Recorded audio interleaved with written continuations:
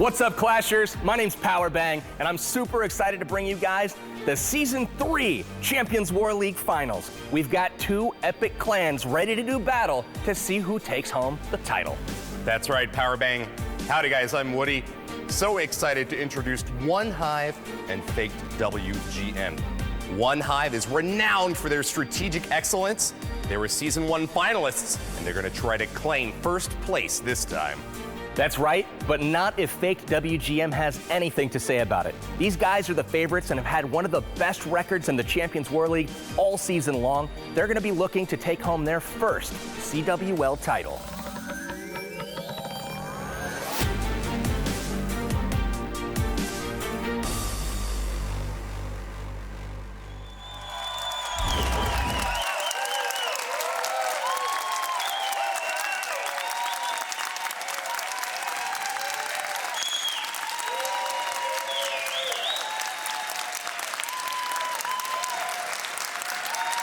What's going on, Clashers? My name's Powerbang. I'm here with my co-host Woody, and we are here to bring you the Champions War League Season 3 Finals. We've got two amazing clans in the studio today, 5 representatives from each representing 35 members all over the globe. And we are right in the middle of this action to see who's going to claim the title.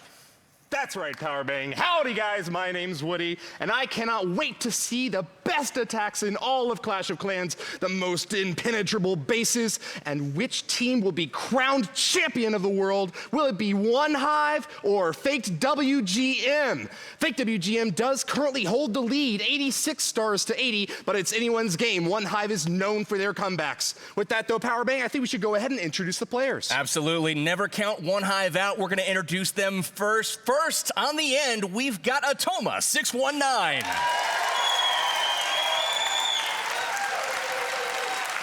Atoma 619 coming from San Diego, United States of America. This is not his first time. It's not his first rodeo. Last time you guys were here in Season 1, you fell just short against a really strong Dark Looters clan. What's going to be different this time around? We were going to bring our A game. We know how to work under pressure, and I think we're just going to come up on top. Awesome. Very good. Congratulations for getting this far. Thank you. Appreciate it. Thank you. All right, next up, sitting next to Atoma, we have Matty J.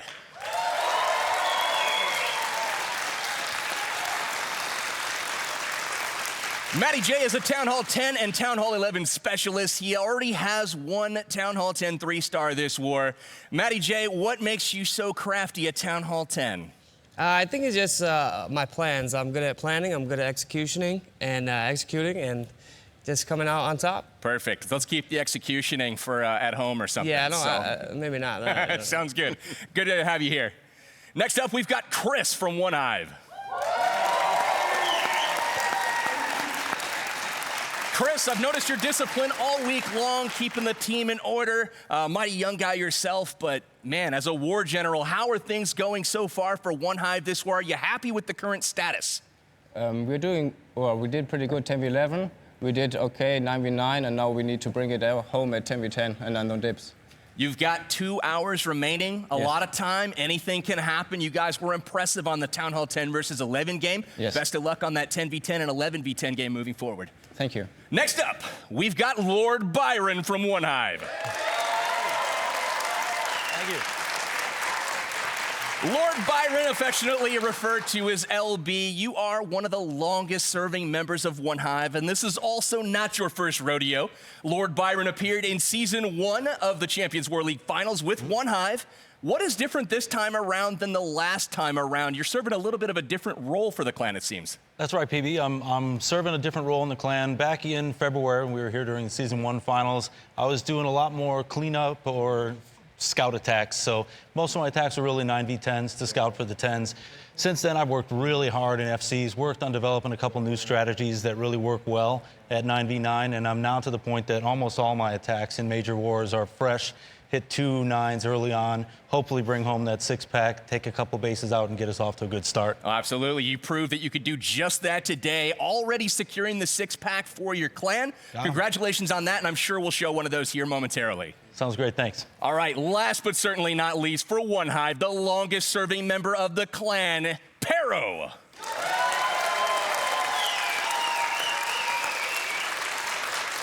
Pero, you and I go way back to the very dawn of time in competitive Clash of Clans. Did you ever imagine that the scene would come this far? No, never. Back then, those were really, very humble beginnings, but today we're at the pinnacle of the competition. It's really came a long way. That's amazing. Well, congratulations for you and your clan for being here. Thank you. I can't imagine a better clan that would be representing the face of the CWL better than One Hive. So welcome again to One Hive.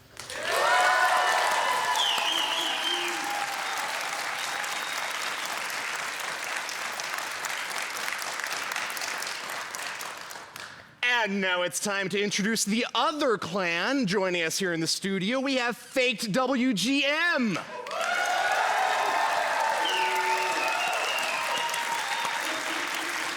Faked WGM had an amazing 10-1 streak in the regular season. They were the first-ranked clan in all of CWL Season 3. They definitely deserve their spot here today and have been fighting hard for a very long time. Let's go ahead and introduce their first player, Philip.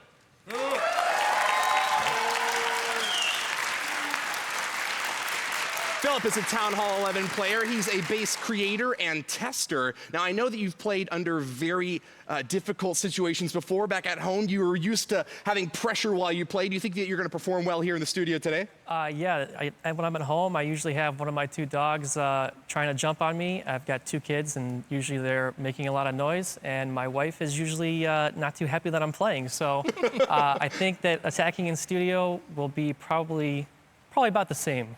You're used to having a lot of eyes on you. Yes. Yeah. You've also traveled a lot. You've been here to Estonia before this trip today. Have you enjoyed your trip back? It's been awesome. It's been awesome. I get to see a complete different side since we've been here in the studio and doing different things than just a vacation. So it's been amazing. Excellent. Well, best of luck to you, sir, today. Thank you.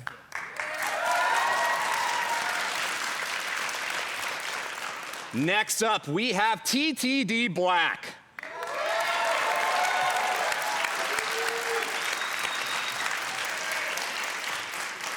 Black, you're a Town Hall 10, one of the generals of Faked WGM, and also a fellow Baltimorean hailing from the East Coast. I know that you're also an Orioles fan, in fact. You think you're going to hit a home run here today in the arena?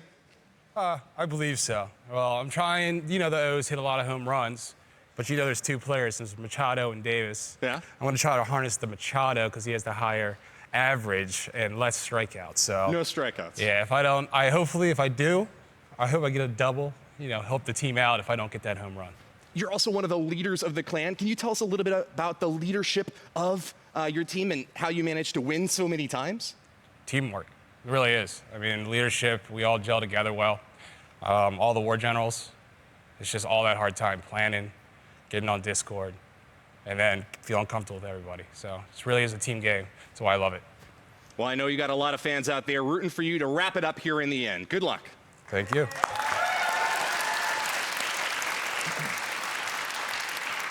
Next up from Faked WGM, we have Wiz.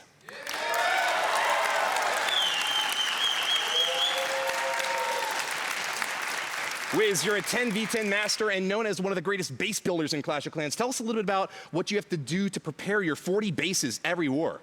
Well, it's really just teamwork. We have a lot of guys at home who really work hard every week for those bases. And we have a lot of guys who test the entire week.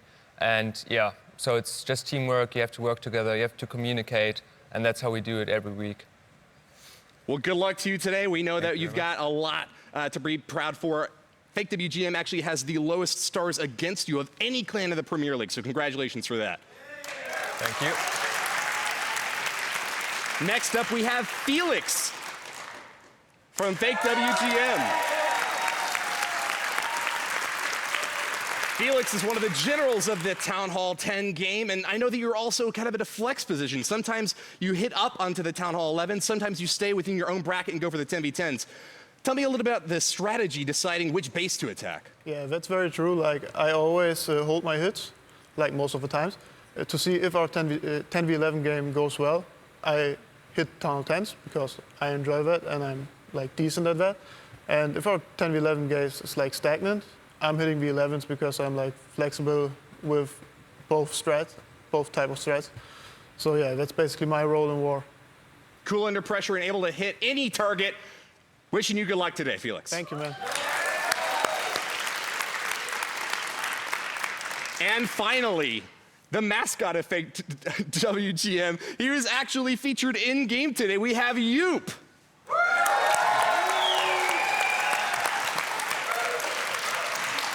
Yoop is a Town Hall 9 player. He loves going for a heavy queen charge, and he is great at getting those 3 stars. Yoop, tell us a little bit about your path to the finals today. Well, honestly, we started off really strong, and these guys, like, they were planning their butts off, and they were working so hard, and I'm sure that they're gonna do their best and seal this war off as strongly as they started off. You started them off strong. Let's see how they finish up. Yeah, for sure. That's Faked WGM, ladies and gentlemen.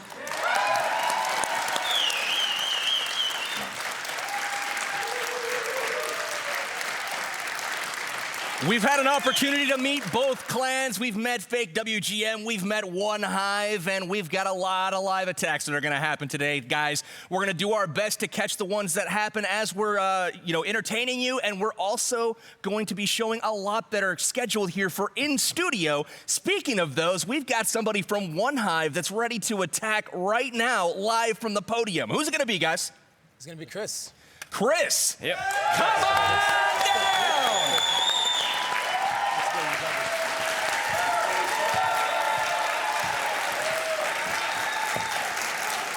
All right, so we've got Chris making his way to the podium, assuming the position, getting in that battle stance. The podium, obviously a little bit different of an environment, Woody, than it is at home. I don't know too many people that have a podium sitting at their house. Do you? No, I don't. I'm usually cuddled up in bed or over on my couch, very comfortable, planning my attacks and hoping to get the 2-star. But I know these guys are aiming even higher. 3 stars expected from a lot of the 10v10 attacks. Absolutely. So we are going to hop in live right now. Chris is targeting Legend from Faked WGM. We're going to be looking at a hog attack here. Apparently, he's got some healers queued up as well, looking at probably some sort of a queen walk, queen charge. So we'll go ahead and get to that right this moment. The 3-minute mark has started. He's got 3 minutes to clear this base for 3 stars. We'll see if we can kick this thing off with a bang. A little bit of funnel as the Wizards take out some of the trash on the edge of the map here. Balloons go down early, though. It did look like he was trying to get that Inferno Tower with the early haste, 5 balloons, but some Teslas pop up there, do a little bit of extra damage, and the haste spell maybe just a little bit shallow. And they obviously did not make it to the destination. Not quite all the way there, but he's still going to apply pressure in the bottom here. Barbarian King to help out this Wizard on the bottom, as well as a lot of tanking in the center there. The Golem, the heaviest ground troop in the game, starting to crack, though. He already crumbles, and 2 Golemites spit out. We still got a few bowlers behind this Barbarian King, though. They're going to get some damage down there at the 6 o'clock position. Now, a lot of great work being done by the Queen up on the northeast side of this base. The Inferno Tower initially locked onto that Queen, but she was able to escape Death's grasp and get around the side of the base. But because that second Inferno Tower did not go down, she's going to be encountering that right now. Luckily, all other defense is down. She is going to remain in range, though, of the Inferno Tower, and that is going to probably spell her doom. Looks like it will. She locks the Elixir Collector, and unfortunately, she can't get healed up while that Inferno is locked onto her. The main stage of this attack, though, the Hog Riders up in the top corner are doing a lot of work. They explode a huge giant bomb, though. Let's see if the healers can lock onto these Hog Riders. Unfortunately, the Inferno Tower does not go down, and that is going to bring this attack to an early end. Look at that, though, Woody. All of the defense, pretty much, except the Inferno Towers, that could do any sort of damage to the troops, we're dead. Unfortunate, but that's the way it's going to end here for Chris on the first live attack. Great attempt here.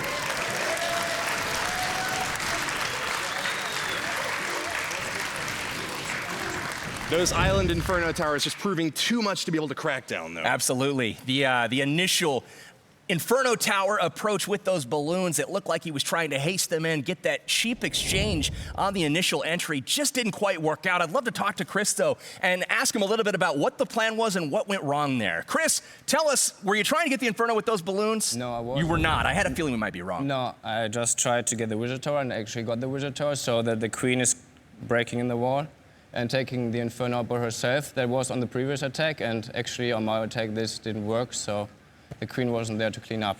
So you tried to replicate something that had already happened, Correct, and it just didn't go the same way? Yes. Go figure. Well, hey, good effort. Do you have any more attacks left for this war? Yes, one more to go. Awesome. We'll see you back a little bit later. Thank you. Good luck to you, Chris. Thank you.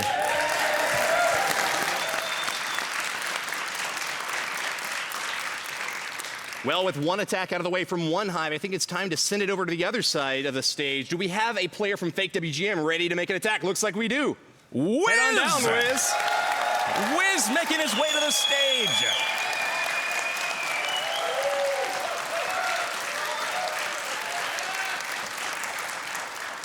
All right, so we'll be waiting for Wiz to pop in live. We're looking at it just like a hawk would, but he's going to try to answer. One Hive not able to get the job done early in the stream, but FW going to try to get it done here for 3. It's so difficult, Powerbang, and I'm sure you know, even in the regular season, the average 10v10 3-star rate was just around 24%. It speaks volumes that Wiz's is even higher, approaching 30% in fact. He's going to have a uphill battle here, but might be able to do it. We're about to ready to hop into the match here now. Looks like he's attacking Flash from one Hive. Absolutely. We are ready to rock and roll. Wiz starting to deploy his troops. This is going to be kind of an early deployment. He's got some minions on the outside trash buildings for some funneling, and then he's also got some bowlers doing some skip damage to try to be very efficient with his army housing space. This looks like a traditional bowler and witch attack. Yes. My Sunday school teacher told me to call it the Woler attack. Yes, that's exactly what we call those. So Yes. we've got the golems heading in first, heading for that Inferno Tower right in the center of the base, and look at that, some quakes down in the middle to kind of soften everything up. We've got that CC approaching. It does look like the balloon and the queen are locked up in a poison spell, so really efficient use of the poison.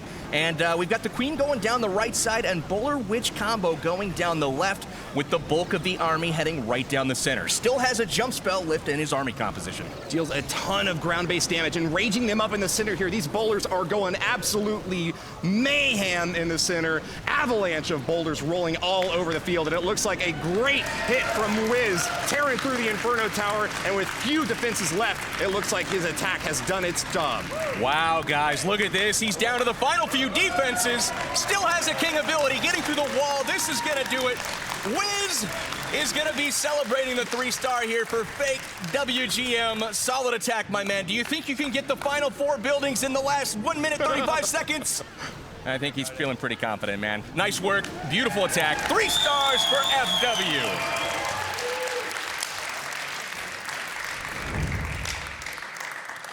Very well done there, Wiz. You know, it takes a lot of planning to be able to execute an attack at that level. Oftentimes, one of the favorite attacks from the guys on stage here is Lava Loon, but you chose to go for a ground-based push there. What was it about that base design that indicated to you that you could pick it apart that way? Well, first of all, like it was a fresh hit, so we didn't know CC, so we kind of like had to assume what they would run, and we actually thought it would be a Lalo CC, so that's why I chose to send the queen outside. It worked out anyways. But yeah, basically the Inferno position gave it away that I could hit the base this way, so I tripled, yeah. Very well done. And those of you at home, if you don't know what a fresh hit means, he just executed that attack without any scouting on that base whatsoever. That typically has even half the same success rate as a scouted base. An amazing job and flawless victory there. Absolutely, a huge advantage to know what is in the base before you attack it, but Wiz not knowing anything this time. I'd love to go to a replay of that attack and kind of illustrate what Wiz was talking about there with the Inferno position. We had the queen going down the side of the base. She is heading this direction, only 1 healer on her. Really fantastic stuff. You've got bowlers and witches going down this direction, but check out the massive troops right in the middle of this base. Makes for a really, really, really strong push. The jump spell getting things down to the backside there, and these guys are gonna have no problems beating all the way to the Inferno Tower. And when you have that many bowlers going to the backside of the base, this thing is pretty much a foregone conclusion. Wiz is gonna wrap up the easy 3-star. Beautiful attack from 3 ends. Put a fork in that cake, as it is well done. Awesome.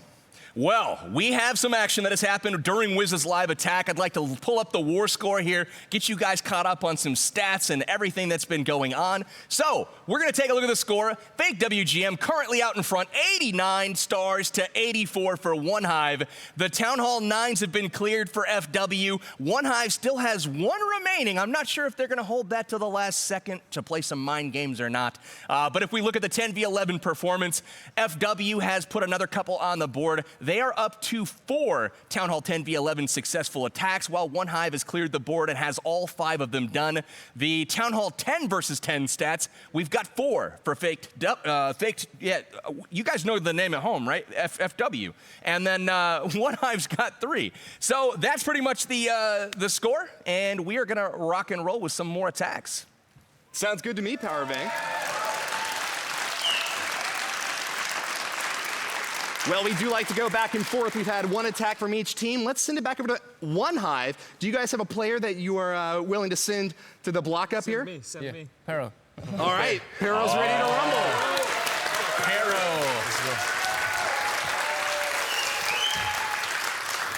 Let's see what Pero's made of. He's heading to the podium. This is his first time appearing live in front of billions of people. And we are getting ready to take out a Town Hall 10 base, I believe. Could be. I think that there's, is there one? No, actually One Hive is taking out all the 11s, haven't they? They must be going for a 10v10 here. And I know that Pero has got a great chance of being able to pull this off. He's actually even got a 67% win rate against those 11s. So dipping down against the 10s now. He is the war general for the One Hive team on the 10 attacks. His favorite army comp I also heard is Queen Walk into Bowlers. That's a very strong strategy, one of my favorites myself. And Pero is live now. He's hitting a base that did get scouted about 20 minutes ago. He's going to try to do better than the earlier results. So we've got a baby dragon at 6 o'clock down there doing a little bit of funneling. Queen is going to start walking to her right, and as you can see, a couple of giants tanking for some bowlers on the southwest part of the base. So a big spread to match this big spread base on defense. All kinds of troops working at all different angles, and here we've got some Quake action in the center of this base to soften up an Expo and an Inferno Tower.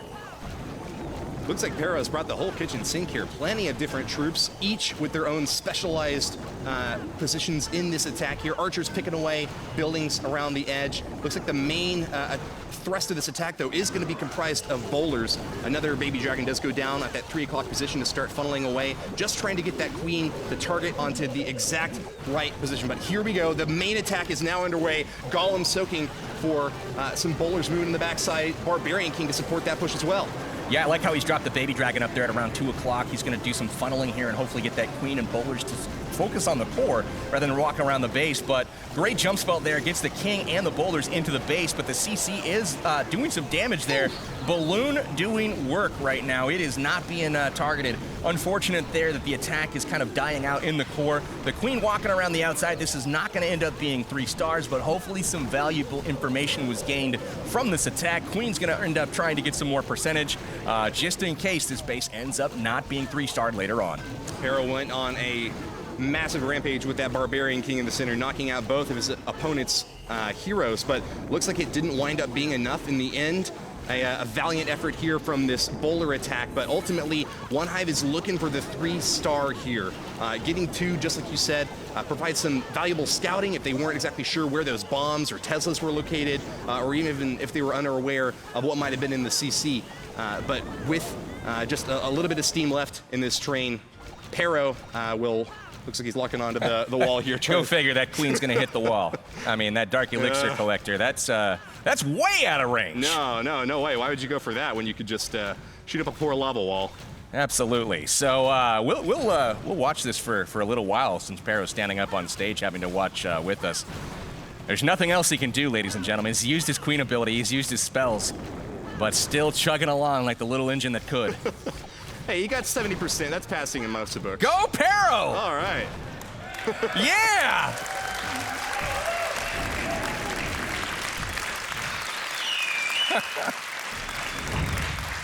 Hey, nice try, man. They don't always go your way. Pero from One Hive falling a little bit short on that attack.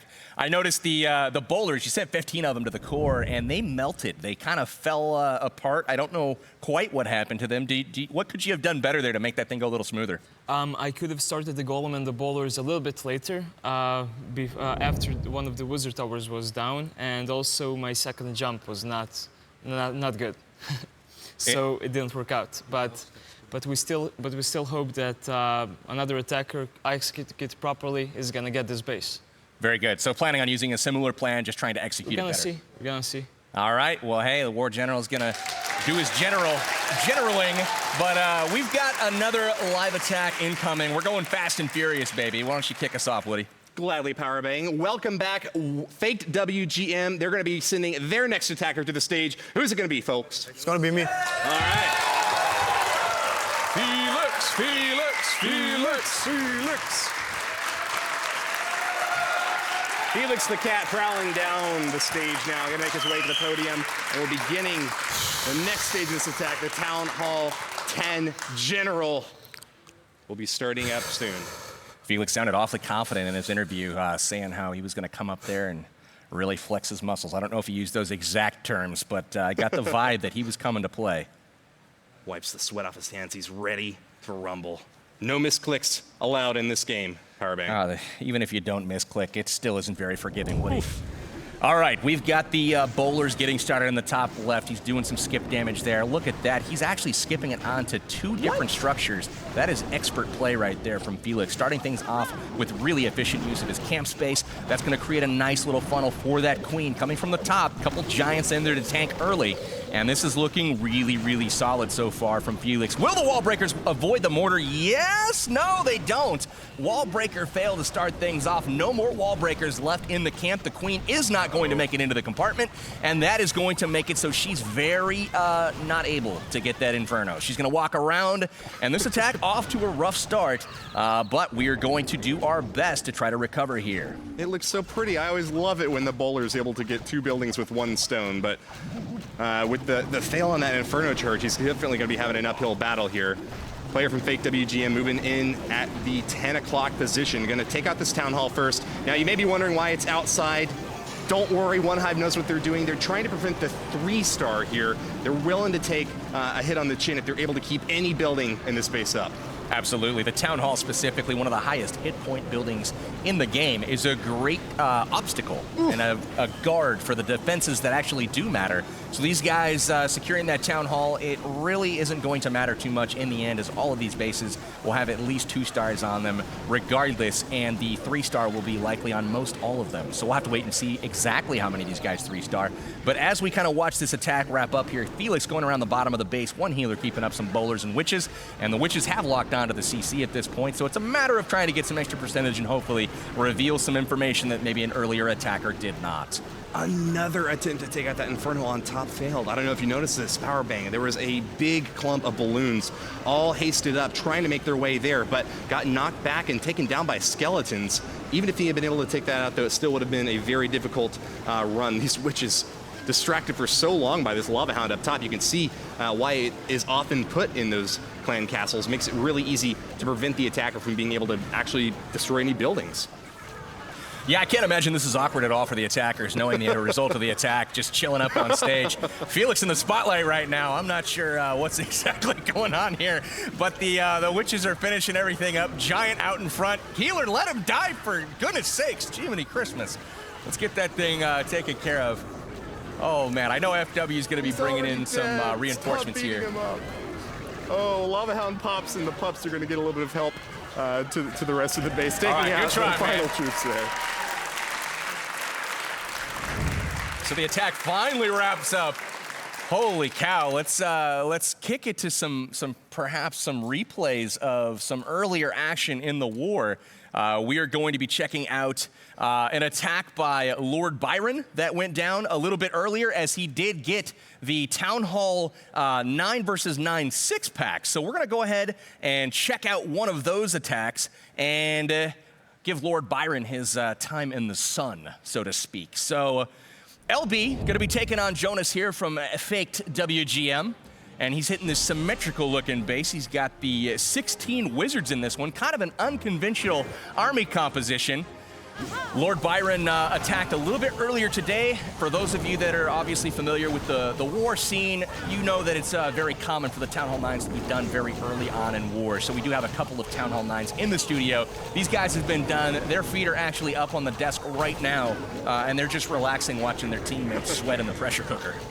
This is a very important start to the war, though. These Town Hall 9 attacks are crucial. The better you're able to do with them, the more scouting opportunities you get from the remainder of your 9 attacks. Pretty much every Town Hall 9 gets 3-starred in almost every war. The Town Hall 10s are where the decision factor comes into play here, but every little bit helps. Lord Byron starting off this war strong for 1 Hive last night in this first attack. Absolutely. So this is actually looking pretty strong and kind of an unconventional approach here. Again, as we mentioned before, the queen on the far side of the base from the main army composition. She is actually going to walk around being responsible for all of those outer flanking defenses while the main group double jumps through the core. Bowlers and witches doing, or not witches, wizards doing the damage here in the main guts of the base. The king still alive as well, and they are just absolutely ripping it apart in there. Those golems are doing an amazing job keeping the wizards, the bowlers, everything that does the actual damage in this comp nice and safe, still very healthy in the back. The Barbarian King just about to go down here, but he did an awesome job also keeping those troops out back nice and safe. And as you noted earlier, Powerbang, the queen with virtually no trouble at all, walking beautifully down the left side of this base from 12 o'clock all the way down to 9. She's taken out a nice chunk of this defense as well. Jonas having trouble keeping this massive force off his base. Well, it's wrapping up nicely. The queen finishing off, using that ability at the very end. I do believe Lord Byron had his friend Atoma reach over and smack that ability right at the last second as they were sitting right next to each other. But really good stuff there. LB getting the 3-star. Let's hear it for LB.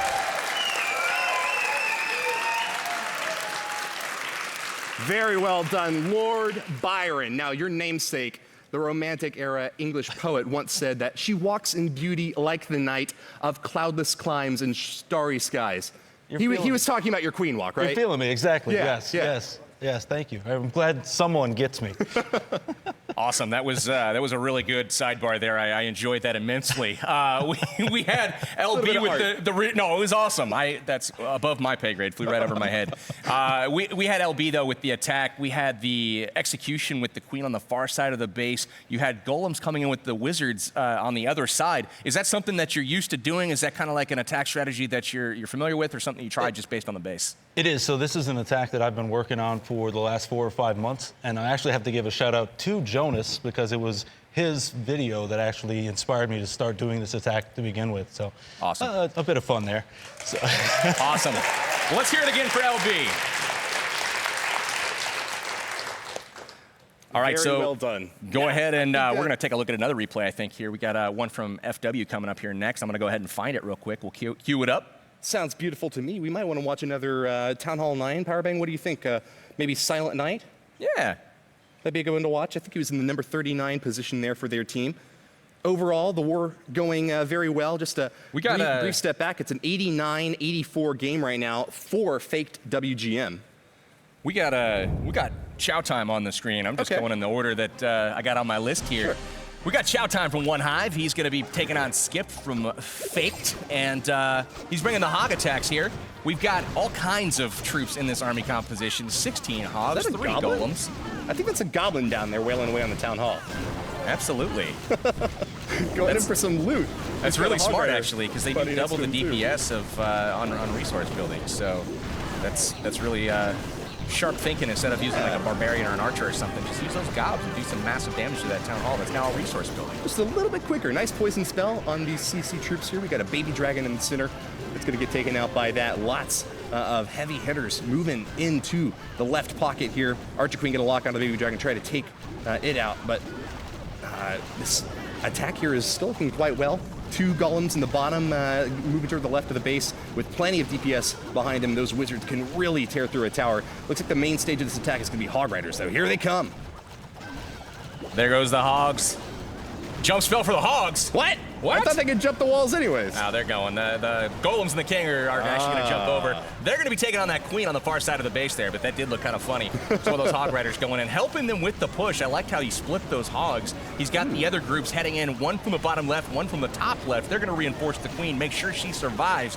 And look at the queen wailing away, and she's actually going to pop a couple of those skellies over the wall, helping out her hoggy friends. The hog riders push through to the top side of this base. And we still have some tanking going on for the king down south, so really solid effort here from Chow Time. Hog Riders, one of the favorite attack strategies of these Town Hall 9 players. Queen having not too much trouble up top. Looks like she soaked one of the giant bombs intended for the Hogs moving on in, but they will be able to finish off this Wizard Tower and have easy time with the point defenses after that, Powerbang. Beautiful, looking good. Queen's gonna finish this thing up. It's all said and done. Chow time getting it done for one Hive a little bit earlier on. Swagging that wall breaker. Sending them away. Not needed, your services. Always that CC has been a pain in the butt all war long. They're a couple 99%s a little bit on that as well. So really interesting stuff. We've got a live attack as well that's going right now. We're gonna hop into that one. We've got DM, AKA the Hands, going in from Faked WGM. The entry from the bottom of the base, going in, trying to get as much value as possible. Hog Riders, though, is what he's following up with. The Queen's gonna have to try to get this Inferno Tower on the left side, but in the fire of the Inferno, it doesn't look like she's gonna get there. 2 Inferno Towers left up now for the Hog Riders, and that's gonna be a lot to overcome. It spells their doom, unfortunately. The Archer Queen having a lot of difficulty being able to get through the Golem first. But wow, yeah, the King out the right side. Might be able to make it to the Inferno Tower. He's having to get through some skeletons, though. Plenty of distractions on the defensive side here. One Hive playing very well with this setup. The DM, aka the Hands, moving in still, but these Hogs are having some difficulty. Do you think they've got it, Powerbang? I think they're thinning out too much. If they had stayed together and kind of clumped up on one defense at a time, I think the momentum may have carried them through since they had a couple of healers there actually supporting them. But because they fanned out and went like 2 Hogs per defense, yeah, that'll work on the edges, but not in the core of the base. So unfortunately, DM gonna fall a little bit short here. Is wrapping up an 85% attack. Really nice effort there, but unfortunately, for FW, they're gonna have to try again. 10v10 attempt from Faked WGM. They've been able to go ahead on the stars race here. They're still at 89. It's a tie on the number of attacks used, 64 each. So they each have 16 attacks left. Most of the Town Hall 11s are waiting until the very end of this war to get those attacks in. You want to make sure that you let your 10s get as many stars as possible. Going for those 3 stars is certainly difficult, but you can free up your Town Hall 11s to go for even harder targets. Definitely a preferable position. Isn't that right, Powerbang? Absolutely, and we've got some more stats that were just on the screen. Still nothing has happened in the time we've been showing these. 89, 84, nobody kind of creeping ahead just yet. So while we've got a minute, let's go ahead, hop into another replay showing one of the Faked WGM attacks from a little bit earlier on. Here we've got Silent Knight taking on LB. We showed LB taking on the Faked guys, and he was getting the job done, and it's time for a little revenge here. Silent Knight using the Queen Walk on from the top left of the base. We've got a Laloon attack with 16 balloons in store for this base, so he's going to be targeting through the air, as he notices is all 4 air defenses are in the center of the base, kind of in a line, and he feels like he can probably exploit that a little bit. Archer Queen starts off with a triumphant march singing, "We are the champions, my friends." Tearing through a few of the buildings over on the left side, going to meet her match in the other Queen, but with a rage spell down, though, those healers are doing quite well to help her out. She is on a royal march toward the center of this base, but look out, skeleton trap triggers, and she's going to have a little bit of distraction before this dragon locks on. Man, a lot of incoming pressure onto the Queen, but luckily that rage spell is going to keep her tip-top on health.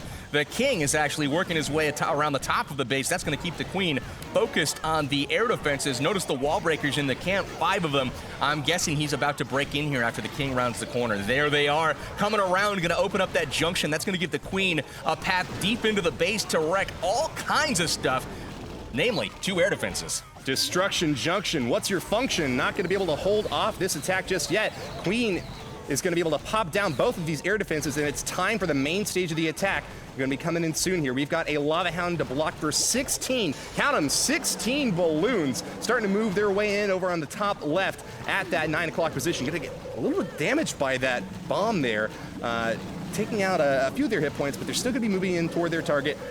Thankfully, that Wizard Tower is not going to lock onto them, and I think that Silent Knight's got a pretty good setup here. Yeah, it's looking really good so far. What a dominant attack, honestly. That Queen charge with the King going around, it made it really, really easy on these balloons. They've got 1 air defense left to take out. The last Lava Hound has just exploded, and there's nothing left in this base to really worry about with the exception of Wizard Towers. He does have 1 balloon to send on the backside for some distraction if needed. The Queen is still alive as well. There is that distraction balloon and a rage spell to help those balloons get through the Wizard Towers. Things looking up for Silent Knight. Obviously, we know this attack ends in 3 stars. Otherwise, we probably wouldn't show it, right? Indeed. Well, with that, the balloons are going to be able to take out that wizard tower. Fortunately for Silent Knight, it locked onto the Archer Queen a little bit before those balloons. Otherwise, might have been a little bit of difficulty there. But with plenty of cleanup troops here, the pups and minions are going to be able to make their way toward the top right side of the space, wiping out the remainder of the defense, taking it down. 3 stars is good from Silent Knight. Absolutely. So really good stuff there.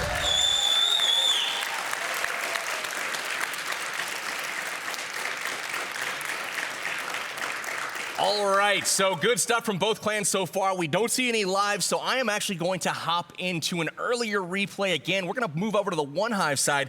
We saw some 10v10 action from Matty J a little bit earlier in studio. Was not quite live on camera, but I did happen to see him do it live, so that was pretty cool. Matty J bringing those early balloons in, taking out the building on the top left, getting a nice little funnel started up there. 22 Hog Riders in store for this base, and Matty J is going to get started on the right side with the Queen.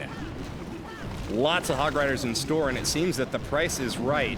Heavy-handed hit at the top left as the Golem soaking a bunch of cannon shots is going to support these bowlers moving on the back. Barbarian King to provide the next layer of attack for Matty J from One Hive. Archer Queen's making her way through this town hall, but remember, he is going for the 3-star in this 10v10 hit.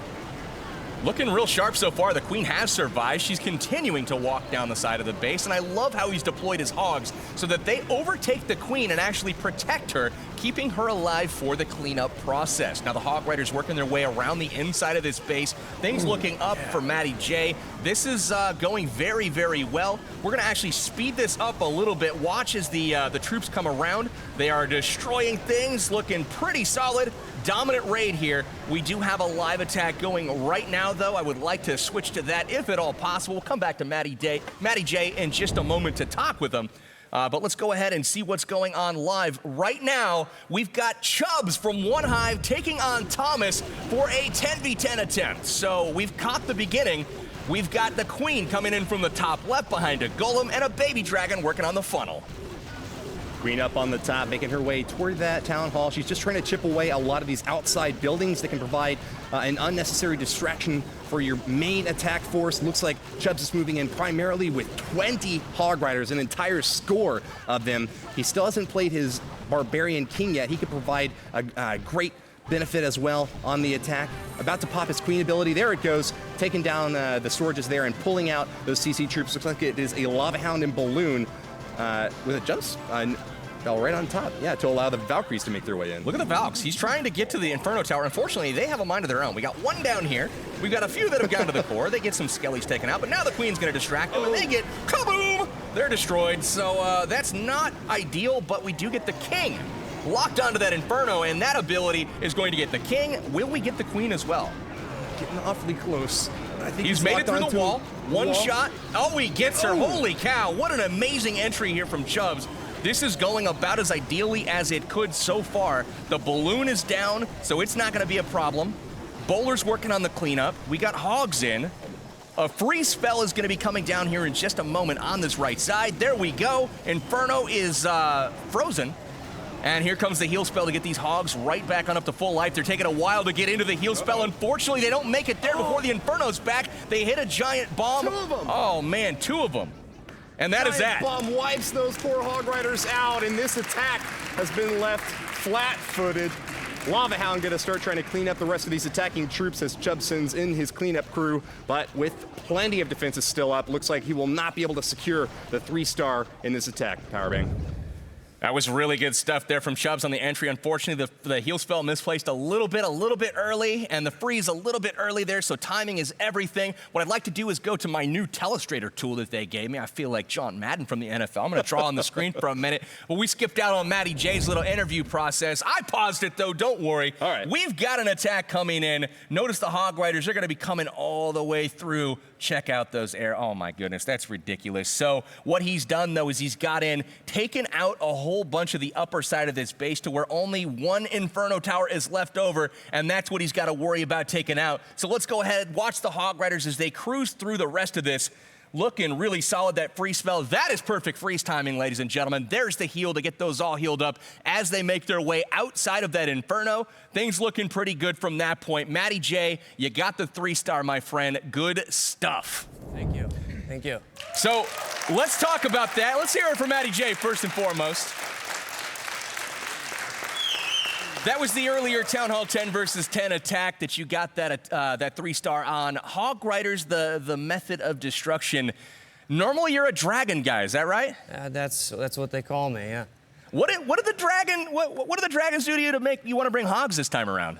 Well, FW built some pretty good bases for my dragon attacks. So ideally, I like to go air, but the pathing on that was really good for the hogs. And as you can see, even though my freeze timing wasn't very impeccable, it was still it still worked out. So. He said Pekka. Grow up. Anyways, all right, so good job on the attack.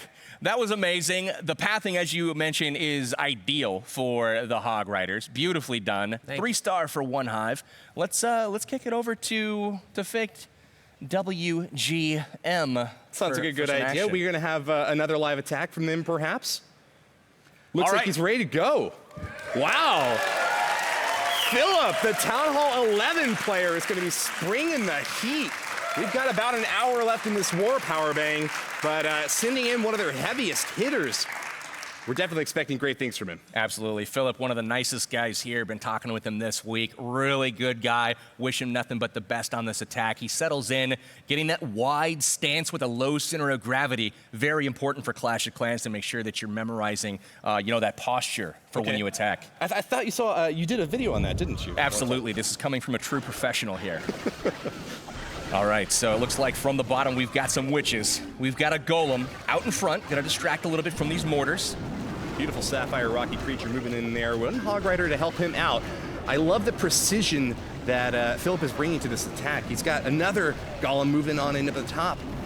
It is definitely a shattered entry here with more bowlers and witches behind him.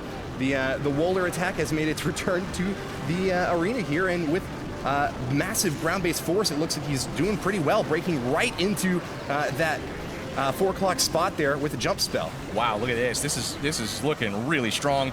That is a massive group of troops in the center, and look at that jump spell placement right on that center compartment. Going to open up everything, including both Inferno Towers. Looking good on both sides as well so far. The left side petering out just a little bit, hoping that the center group is going to survive long enough to help take out the left, but the right side looking solid. Still has the Queen abilities, marching his way through, hopefully to victory. Popped that King ability right as soon as the rage spell went down. He flattened this base Powerbang. Philip has sent in a massive wave across the entire length of this base, and it looks like there's hardly any defenses left to stop this big push coming in up at the top. Bowlers and witches crushing the defenses as the Archer Tower does its best, but cannot keep up with this massive force. That's the problem with these point defenses. They cannot deal with so many skeletons swarming them at once. Needed more splash damage, and there was just no way to get the targeting on there properly. Well done to Philip. Amazing stuff here from Philip. We are actually going to pop over before we talk to him. We'll come back to that in just a moment. We do have a live attack right now. Oh, Indicut with the Town Hall 11 dip coming over from the One Hive side. So we're going to hop over to that. And One Hive is going to try to just punch him right in the mouth just after they got hit. So here we go. Indicut coming in. We've got Drag Loon action going on. The King going around the outside of the map. Dragons backing him up. We've got some clone balloons. Look at that, Woody. Hardly ever see that clone spell, but when you do, it's often on the big balloon push. I've seen that before, and it's working very well once again this time, trying to get toward that Inferno, and it does go down. Balloons wallop the defenses. This 11 is being able to take out this very easily, finishes off the remainder of all of his buildings in the core, and is well now working his way on the left side of the base. That's right. So Indica getting it done for One Hive. Let's hear it for One Hive, ladies and gentlemen. Nothing like having a live audience for Clash of Clans. Do you have that at home, Woody? Because I sure do. Yeah, my little brother was cheering for me one time. Ah, it's awesome. My whole family sounds off every time I get a 1-star. So looking pretty solid here on the attack. Indica's wrapping things up for the 3-star. We're going to go ahead, bring it live back in studio right now. We just had Philip attack for FW. I'd love to hear from Philip and tell us, what was it like being out on that stage? A lot of eyeballs on you, a lot of internet eyeballs on you as well. Tell us what you felt like. It kind of felt like home, actually. I've got a lot going on at home with my kids and my dogs and my wife, so it's pretty crazy at home. So this isn't all that much different. Jeez Louise. To Philip's wife, I'm sorry. He's describing a pretty chaotic home life here. We're going to go ahead and kick it over to One Hive. Nice job to Philip once again. One Hive. Who do we have in studio that's brave enough to step to the podium right now to attempt to get that 3-star? Wait, I'll go next. It's fine. All right, there's some uncertainty there, but it looks like Atoma's going to man up and take the stage. All right. Swooping on in. He's ready to drop that Atoma bomb on Faked WGM. All right, so Atoma taking the stage, and a little tidbit for the viewers at home. Atoma's bags did not make it to Talon on time. The airlines did something with him. They're still touring Europe, having a great time without him. And he had the tightest pants on I've ever seen in my life all week long. But it didn't stop him. He was boogieing. He was having a great time. What's that? The blood all rushed to his brain. It helped him out. Absolutely. So he's going to be trying to save some of that blood rush and get that 3-star here. So Atoma gearing up, getting ready for the attack. 1 second, just finalizing trip real quick. No worries. Finalize away, my friend. I've done that plenty of times, Powerbang. I'm just about ready to start my attack, and I'm like, wait, no. What was I thinking? Delete, delete, delete, delete, delete. Gem new troops. Oh, yeah. Gem new troops. Don't even start with me on that. I'm guilty. Compulsive. Guilty. But I mean, when you got to get your attack in, you got to get it in. One of the things that these guys said time and time again to me when they were prepping for the war today was that they don't want to let their clan down. That is their primary driving motivation today. They're all about the team spirit, the esprit de corps, if you will. And with Atoma's next attack just about to start underway, I know that he's going to cook up the perfect composition for this. Absolutely. Great team atmospheres from both clans. Definitely something to strive for those at home. Been really in admiration of the camaraderie, the teamwork, and the constant communication that both clans have shown throughout our time here in Estonia. But the time has come. We're here. Yeah. We're attacking. Okay. We got Atoma. He's in live. Let's check it out. Finally finalized the army here, and I'm wondering what troops it was that he was uncertain about. I think it was that single archer. Ah, okay. Switched to archer from what? Did he have a goblin in there somewhere? Oh, for sure. Absolutely. So there it is. Wizard starts things off on the right. Looks like he's getting ready to make a nice little funnel there to enter that little wedge carved out by the Inferno Tower. Now, this is a tough base to crack. I think that we've seen one attack on this one before, Powerbang. Absolutely. Legend was the base that we started out on this stream. It looks like he's going to be trying to modify the earlier attempt. Queen Walk coming from Atoma up on the top right-hand side of this base. He's going to try to take out that Wizard Tower before walking down the wall and ultimately ending up taking out the bottom Inferno Tower. It's very difficult to get into that compartment, especially with so much room between the Inferno Tower and that wall. Barbarian King making his way down toward the bottom where there's a jump spell, nice and handy there for this next wave of the attack. Rage spell goes down, and it's a big group of troops that are walloping an Expo now. Golem takes down the mortar, Valkyrie helping out, but it's going left. I think that he intended that to go toward the Inferno Tower. CC troops pulled out and are just dropping bombs all over that poor Barbarian King. That King is right on track. Woody, he's taking out the Queen as intended. The Queen on the right side is going to be going for that Inferno Tower. This guy right here, the Queen, is going to be wrapping around, taking that out. The Hog Riders only have to worry about the top one right now. This is actually looking really, really good so far. One Hog Rider in the core, trying to go hero mode on the air sweeper. Is not going to end up getting the job done. That's okay, but the Queen still has her ability, so we're going to have to watch her moving forward here. Poison spell down in advance to take out the skeletons. Really solid play there, but bombs on both sides here are going to thin out the Hogs. Unfortunately, Inferno Tower is going to finish the job for Legend on defense. Bummer, man. That Archer Queen always had a lot of difficulty reaching the Inferno Tower. You got to have some way to wipe it out. It's the strongest defense, but with that, Atoma will be marching back. The Legends base has held up again. I got to tell you, Faked WGM is all about that base. It has been holding strong against One Hive time and time again.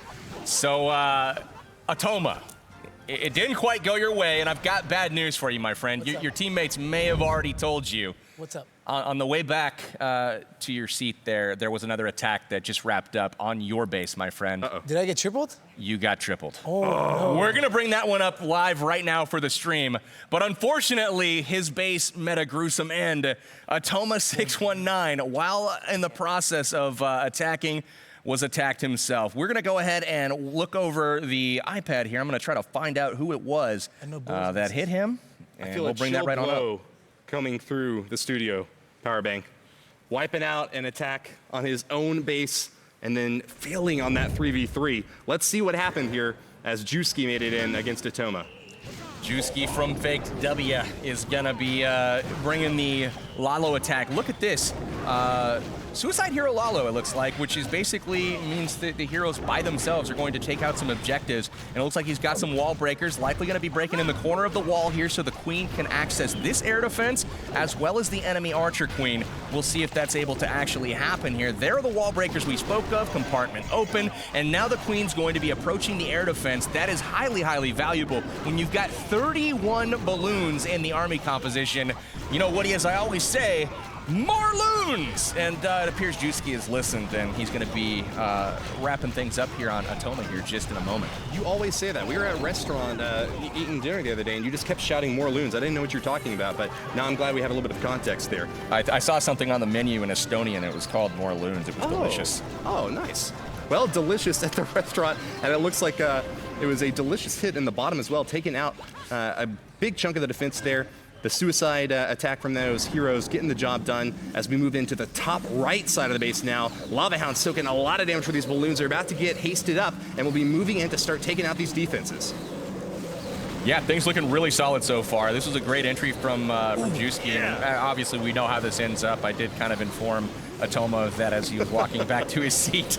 I hate to be the bearer of bad news, but hey, it happens. FW racking up another Town Hall 10 3-star to add to their total. I believe that brings them up to 5 now for the war. Really setting the tone here and putting a lot of pressure over on the One Hive side, who does have one dip fail. That means Town Hall 11 versus Town Hall 10 so far in this war. So look at this, a whole bunch of balloons still left over, trailing balloons as well. Man, you knew right away that this thing is a done deal. We've got minions on the right side to clean up, so that is going to do it for the attack. Let's hear it for FW and their Town Hall 10, Juski. Even if you know how that attack is going to be wrapping up, it's always fun to see how exactly he got the job done. Lava Loon, difficult to be able to pull off that 3-star, especially when it's in a 10v10 situation there, but nicely done to Juski, pulling ahead. In fact, as you said, in the 10v10 race now, that means that Faked WGM does have the upper hand, and we've got just about 1 hour left in this war. Not many attacks remain. Absolutely. So I want to call attention to our telestrator once again, kind of show you guys some stuff at home about what we were talking about. This is one of the most effective Town Hall 10 strategies. And what you're going to see is a air defense that is isolated inside the walls. That means the Queen cannot reach it from the outside. You see that as well as the Archer Queen. Both of these guys being primary objectives for an attack. So once the wall breakers break open the wall down here at this point, the Queen is going to be able to get in, take out the air defense, as well as get the enemy Archer Queen. So let's go ahead and watch as this happens. This was perfect execution. There you see the wall breakers come in, open the wall for the Queen, and now that that has happened, she is able to get to the air defense while the King clears out the buildings on the outside of the base so that the Queen does not walk. So as you'll see, the Queen is going to pop her ability here in just a moment, take out the enemy Queen. That is that, and that is what makes for a successful attack, as you've got 31 balloons to take out the remainder of the base. So great job to Juski on that one. Tricky to be able to get that job done, but he gave that Queen no other choice. Excellent flawless funneling with the Barbarian King. Queen went straight into the base and did her job. She didn't have to worry about too much damage coming off against her either. That mortar popping a few shots at her, but with just the splash damage. Yeah. Woody likes mortars. He's the mortar mauler. It's true. It's true. Very true. All right, guys. So we do have another attack up in store for you. We've got somebody that was live in studio just a little bit earlier. He has already taken out a base. That is Yoop from FW, the face of FW at this point now with his face in-game, that handsome devil. Let's go ahead and take it to his replay. We're going to watch him work his magic against Cobra Killer from One Hive. Here we go. Let's, there's that shield. That's the one we like to see. So here we go. We got the replay. We've got Yoop bringing in 30 Hog Riders and 4 heals here. He's just looking to embarrass this base on the ground. I heard that he usually likes to play the baby dragon type of attack, so going in with the Hog Riders instead certainly says to me that he's feeling much more grounded, Powerbang. He's not high in the clouds anymore. He's going to be going for a standard attack. We've seen plenty of Hog Rider hits so far today, and I'm looking forward to seeing another one that takes this base out. Absolutely. It looks like Yoop is going to be taking out the clan castle troops there with the double poison. Also gets the queen taken out, so really high value so far from his heroes. And look at this. She even changes directions. When is the queen ever smart? Well, apparently now is the time. She's going to be going down the right side of the base now as the Hog Riders follow in the king. King doing a little bit of tanking. Ooh. We're going to do a software update. Okay. Actually, we're gonna maybe do this later. Thank you, iOS. We're going to remind us later. Maybe like, I don't know, 5 a.m. would be a good time for this update. What do you think, Woody? When should we schedule that back? That sounds like a good idea to me. But back into the base, Hog Riders screaming through the arena, echoing throughout the hillsides as they tear apart the defenses. Air defense is going down, but that's not the key target here. You got to get these expos finished off. Looks like they did a great job there in the center of the compartment. Skeletons trying to whittle away at them, but nice heal spells coming in from Yoop are able to keep them nice and healthy, finishing off all 4 Teslas placed at the top here. Now, why would someone do that, Powerbang? Place all 4 Teslas at the edge. That's typically a surprise strategy. Typically at Town Hall 9, the bases are guaranteed to be 3-starred, but as many attacks as you can soak up, that limits the other team on how many scouts they potentially have or how many other attacks they have to clean up these Town Hall 9s. And these Tesla farms, they're called, on the outside of the base, makes it very difficult for an attacker on the first time where they haven't seen the location of the traps, location of the Teslas, can often cause a very big surprise. Speaks volumes to Yoop's attacking ability that he was able to wipe out that base. Was that a fresh hit, Yoop? Yeah, it was. It was indeed. So many extra hogs that he didn't even have to worry about that trap. Tore through those Teslas. How did you plan for that attack, Yoop? Well, honestly, the queen and the CC were really easy to get, so it was just hog the base, and then that's it. Got a little bit lucky there at the end with that Tesla farm being at the end rather than the beginning. That's where they often get thrown off a little bit. Man, good attacks from you, from FW, really good stuff. And I want to personally apologize to the production crew. I think I may have selected the wrong option. I think we should have probably updated the iPad now to get it current. But, you know, what can you do? So we hit not now. We'll get to it later. Yeah. Anyways, we got another live attack in studio. We've got one Hive up next. Who is it going to be, guys? Who are you going to send to the stage? Matty J, come on down. One Hive is certainly under the gun right now. They're behind in this 10v10 race.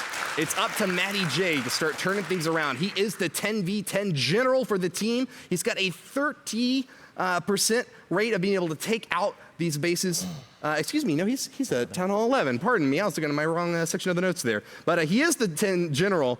He often likes to play dragons and loons, I've heard, Powerbang. He likes dragons. I'm curious to see what he plays here on this particular dip. Drags are actually pretty strong, dipping down to hit those Town Hall 10s. And I see how you could be confused. He's got 2 accounts. They're both called Matty J. I mean, thanks for the differentiation there, buddy. Yeah, appreciate that one. Town Hall 11 is his method of choice right now. He's going to be going in live against Must from FW. So Matty J looking like he's bringing the miners. Who would have thunk it? Great attack whenever they're able to just overwhelm a base.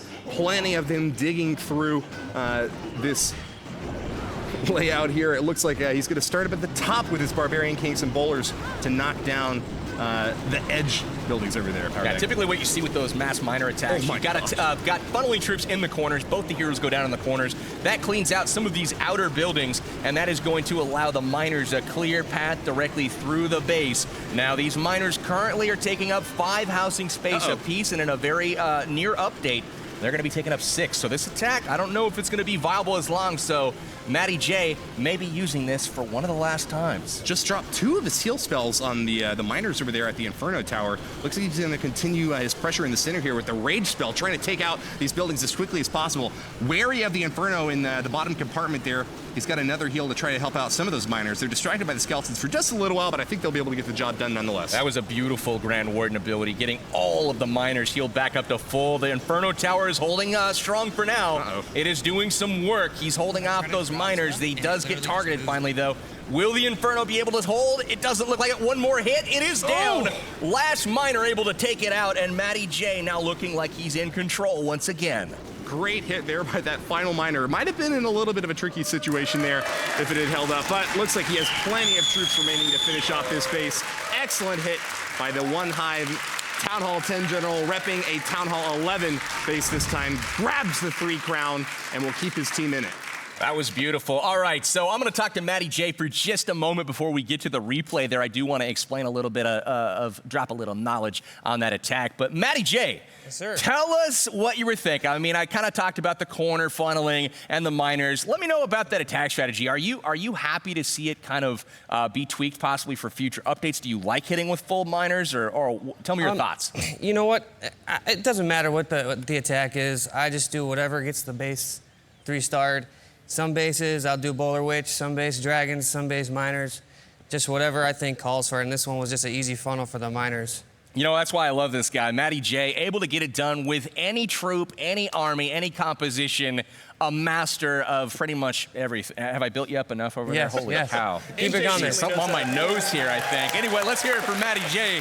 Holy cow. Let's get to the replay monitor as well. I want to talk a little bit about that miner attack and how it's been so prevalent as of late on the Town Hall 10 attacks, the 11's hitting down. So basically what you've got the queen coming in on the corner. Her job is to kind of clear out this whole area here. Same thing with the king on the other side. He's going to get down the base, clearing out this trash. That makes it so the miners can essentially come in at all of these angles, and their goal is to basically stay in the core. They want to get to the meat of the base as quickly as possible, and that's exactly what Matty J did there. So that's really all we needed to see. I wanted to kind of explain the attack strategy for those of you at home that may want to try this while it works for, just a little while longer. Who knows, it might work longer. We'll have to wait and see. MJ certainly delivered a thriller there. Well done to him, and I think that we're going to be tossing it back over to the other side of the studio. We've got Faked WGM. Are they ready to send the next attack in? Yeah, I'm going. All right, Felix. Felix, Felix, Felix, Felix. I don't know why I love chanting that guy's name. It's kind of weird. I think this is a second attack, though, so I probably won't have to do it in the future. You're a fanboy. It's safe to admit it, Powerbang. What can I say? Felix, a man of few words this week. He's got one of the brightest smiles I've ever seen, though. He's going to be getting ready to go in here for FW, trying to secure a 3-star. He's getting ready. He knows well that actions speak louder than words. He's going to be going in with a heavy attack, looking for that 3-star. I can report, by the way, also that Fake WGM making another attack onto one Hive. Bob, one of their Town Hall 11s, is getting one in right now against ASAP AK. Got the 3-star. But as Felix preps for his next attack, we'll be hopping into that soon, ladies and gentlemen. Let us know in chat, by the way, if you're cheering for Fake WGM or One Hive. They got 1 hour left, and I know that you're seeing some of the best Clash of Clans ever right now. If you're learning new strategies or loving these bases, tell us. That's awesome, awesome stuff, Woody. We have Felix in live now. He's taking on Indicate from One Hive. He's going to be bringing the Valkyries to get all the way to the core. Now, this personally is one of my favorite attack strategies. There is nothing better than watching a whole group of redheads all angry in a rage spell, taking out all kinds of a base. So we're going to watch here as he gets some easy percentage on the top side of the base and the bottom side on that right side. And now it's all about the funnel. Can he funnel well enough to get those troops into the core? Quad Quake spell is going to be used with the additional 5th Quake to soften up the Town Hall, and perhaps the Eagle in the core. We'll have to wait and see where he chooses to go with that 5th Quake spell. A Teutonic tumble. He's making a big move up in the top with an Archer Queen, trying to take out some of those edge bases. I like what you said there, though, Powerbang. These ladies are making their way toward the center. They need to get that Town Hall down. Felix is going to try to go for the 2-star here. In fact, he is stepping up and hitting up, in fact, to go up against this Town Hall 11. Would you look at that? There's a Valkyrie on the other side, and she's like, listen, I'm the biggest, baddest redhead of them all. And she takes out like 4 Valkyries on the offensive side before the main group comes in. So here we go. Trap. It's on. There's that rage we talked about. Through the wall they go, into the core.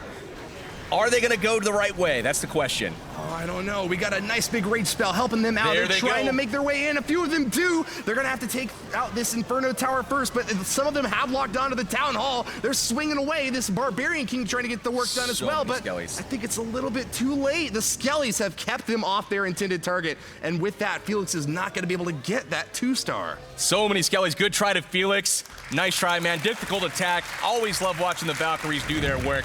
But this time, they fell a little bit short. So Nice try to Felix. Unfortunately, didn't go his way. We do have another attack for you. We got a live one, and we've got Faked WGM Fryblack taking on Island Nomad, and he's got the entry coming live right now. Hog Riders are going to be following up for the second half of this attack.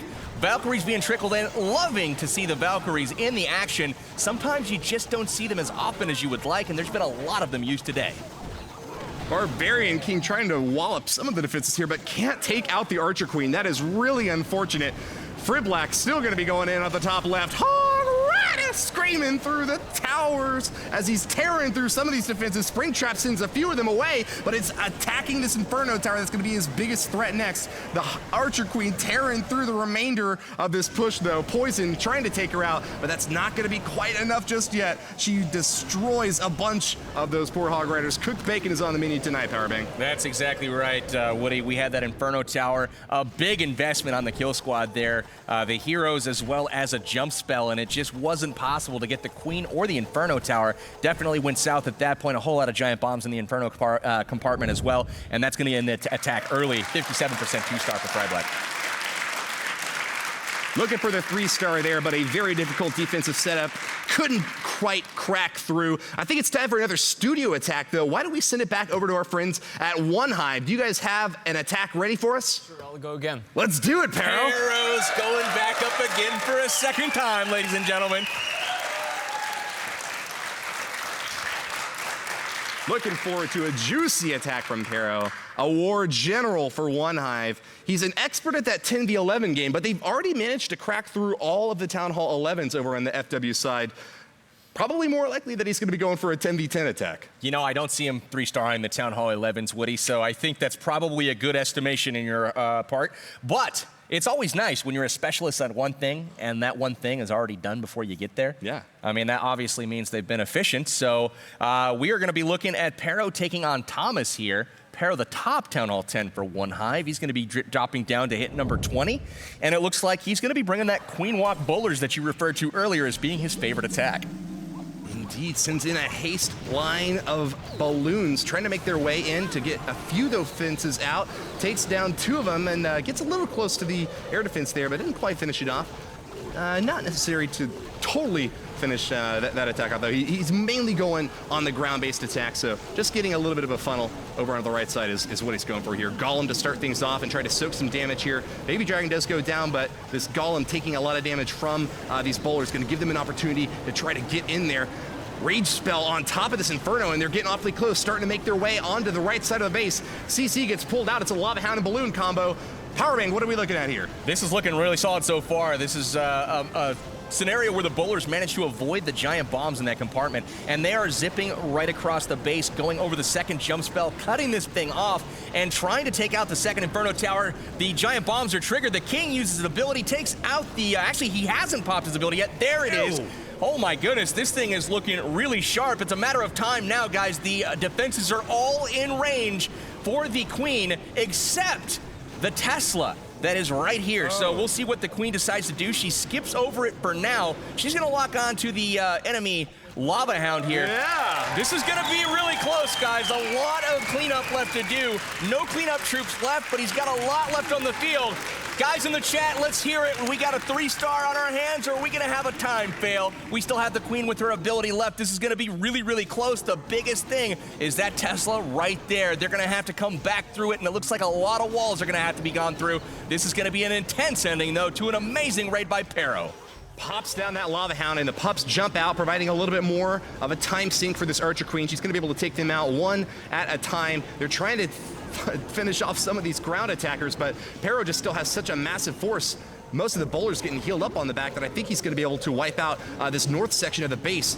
You're right, though, Powerbang. It's just a matter of time whether or not he's going to be able to get to that Tesla in the bottom corner. He still has another minute, though, and it looks like with quite a bit of DPS, he's going to be able to make that march. You saw that he just popped that Queen ability there, trying to get them a little bit more DPS from the archers, but they unfortunately went down to the bomb. This all depends on the Queen right now. What path is she going to take to get to that Tesla? Will she go around and beat through one set of walls? I don't think she's going to have enough time to get through the wall and get there on time. Only 25 seconds left after she takes out the these buildings here. This is going to be really close, but unfortunately, I think he's going to run a little bit short on time. This is what I'm talking about. She is going to be targeting that wall, and unfortunately, it's going to be going through 2 sets of walls, as it will be required that she shoots over another one as well. So it's going to come to an unfortunate end. Let's hear it for Pero, man. That was an amazing 99% attack. Probably would have liked the 100, but hey, man, that was a solid effort.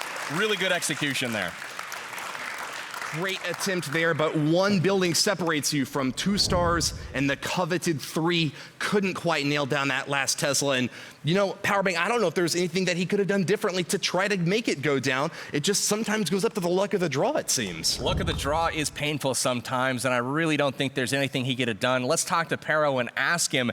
Pero, I saw the look of anguish on your face as you left the stage, a little bit of anger, a little bit of sadness as that queen chose to hit the wall on the far side of the base, requiring she goes through 2 layers of walls instead of 1. I still don't know if you would have had enough time, but what happened there, man? Are you proud of the attack? I probably would not have, but I made a couple of mistakes. I should have used my minions and archers differently to allow the queen to take even less of a time going around the whole base, and maybe then they would have gotten back to the Tesla. All right, man. Well, I'm proud of you. Good try. It was really good stuff from One Hive there. We've got Faked WGM live now.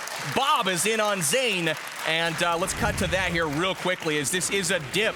And it is not going well as of yet. So this could be a turning point as well. One Hive already has failed 1 dip.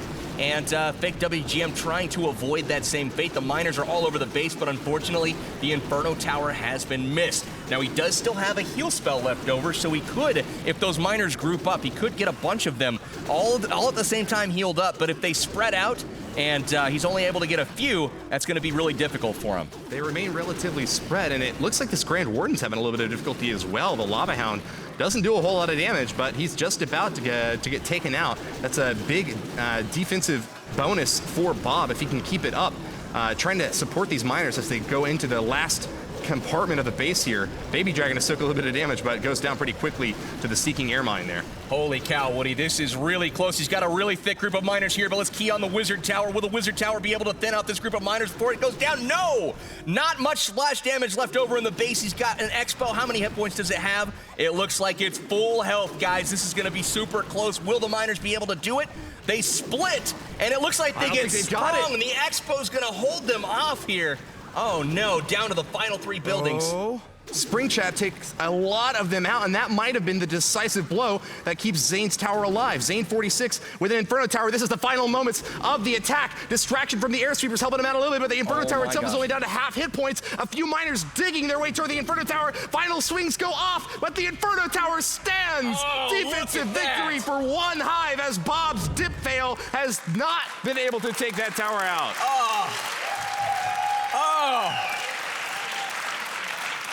You know, I'm not even part of the team, Woody, and it feels like I just got stabbed right in the gut. That was painful to watch, that Inferno Tower withstanding a little bit of an early assault there. And then not only that, I don't know if you saw, there was a baby dragon that trailed in at the end of that raid, and it got sniped by a Seeking Air Mine. If it would have got off 1 shot onto the Inferno Tower, the miners may have been able to finish it off for the 3-star. But unfortunately for FW, One Hive's defense prevailed, and now the dip fails are even. And this is back to a horse race.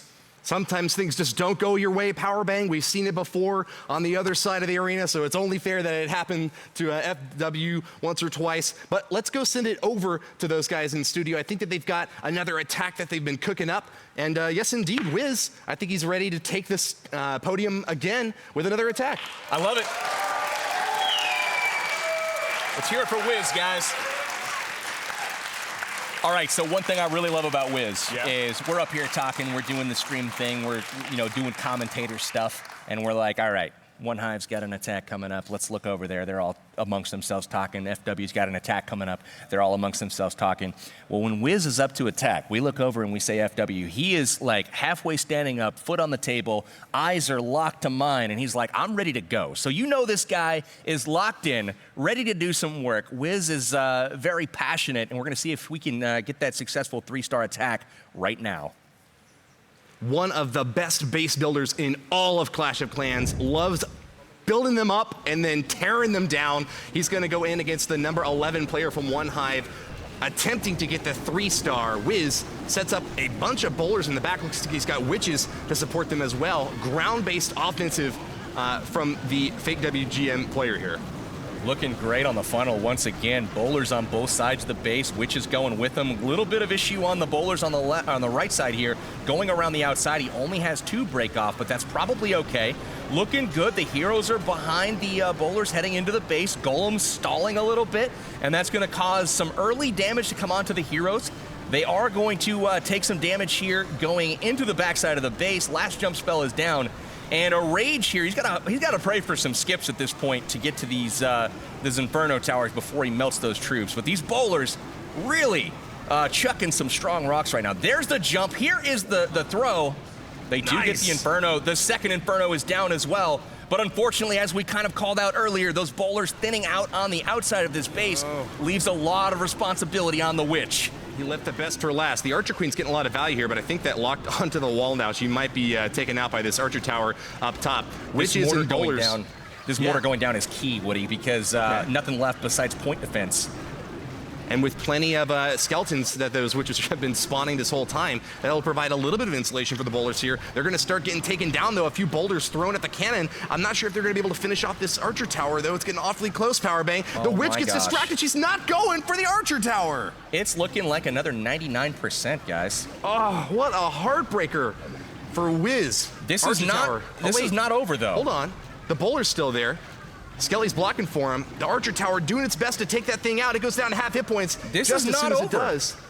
Is the witch going to be able to get the job done over here? She's going to eventually get through the wall here. It's all about, can she have enough skeletons out in front to tank? Oh man, this is insane right now, guys. It might just be a matter of when those skeletons spawn, if they're in rotation at the right time for the witch to be able to have them out in front to block. It's taken a long time to get through this wall. I think you're right, he's eventually going to do it, but it's just a waiting game at this point. Let's check the hit points on the Archer Tower. He's got half health on the Archer Tower. Now that Archer Tower is doing the best it can to thin out these skeletons. Now the previous attacks we had people kind of sitting up on the podium waiting. Oh, you're killing me, man. You're ruining the surprise. Oh, but we are trying to get our best to get through the wall. We've got somebody who may have forced closed and knows the result early. But the witch trying to get through the wall here, down to 16 seconds. Oh, man. Awfully close. She breaks through, summons some skeletons, and starts her march, but has pretty short range relative to this Archer Tower. Takes the target and does not get any hits off. The skeletons doing their best, but Larry can't finish off the tower this time. Holy cow. Incredible attack from Wiz. That was unbelievably close. Honestly, if one of the troops had gone any different direction there, that could have ended up in 3. But unfortunately, Wiz is going to have to settle for 199% for his performance here in the CWL Finals. I don't think that that's something he's going to be disappointed with. Let's ask him, though. Wiz, unfortunately, you fell a little bit short there. 99% on your second attack. What went wrong there, man? Well, yeah, I misclicked something, unfortunately. Like, I dropped the CC instead of a few bowlers. So more bowlers walked than I intended to walk. Yeah, well, I think we can clean it up. So I'm still happy with the result. And it's pretty good, yeah. It was a very, very strong attack. I think you definitely can probably model something off of that and make some very slight tweaks to get that 3-star. Yeah. So nice work. Let's hear it for Wiz.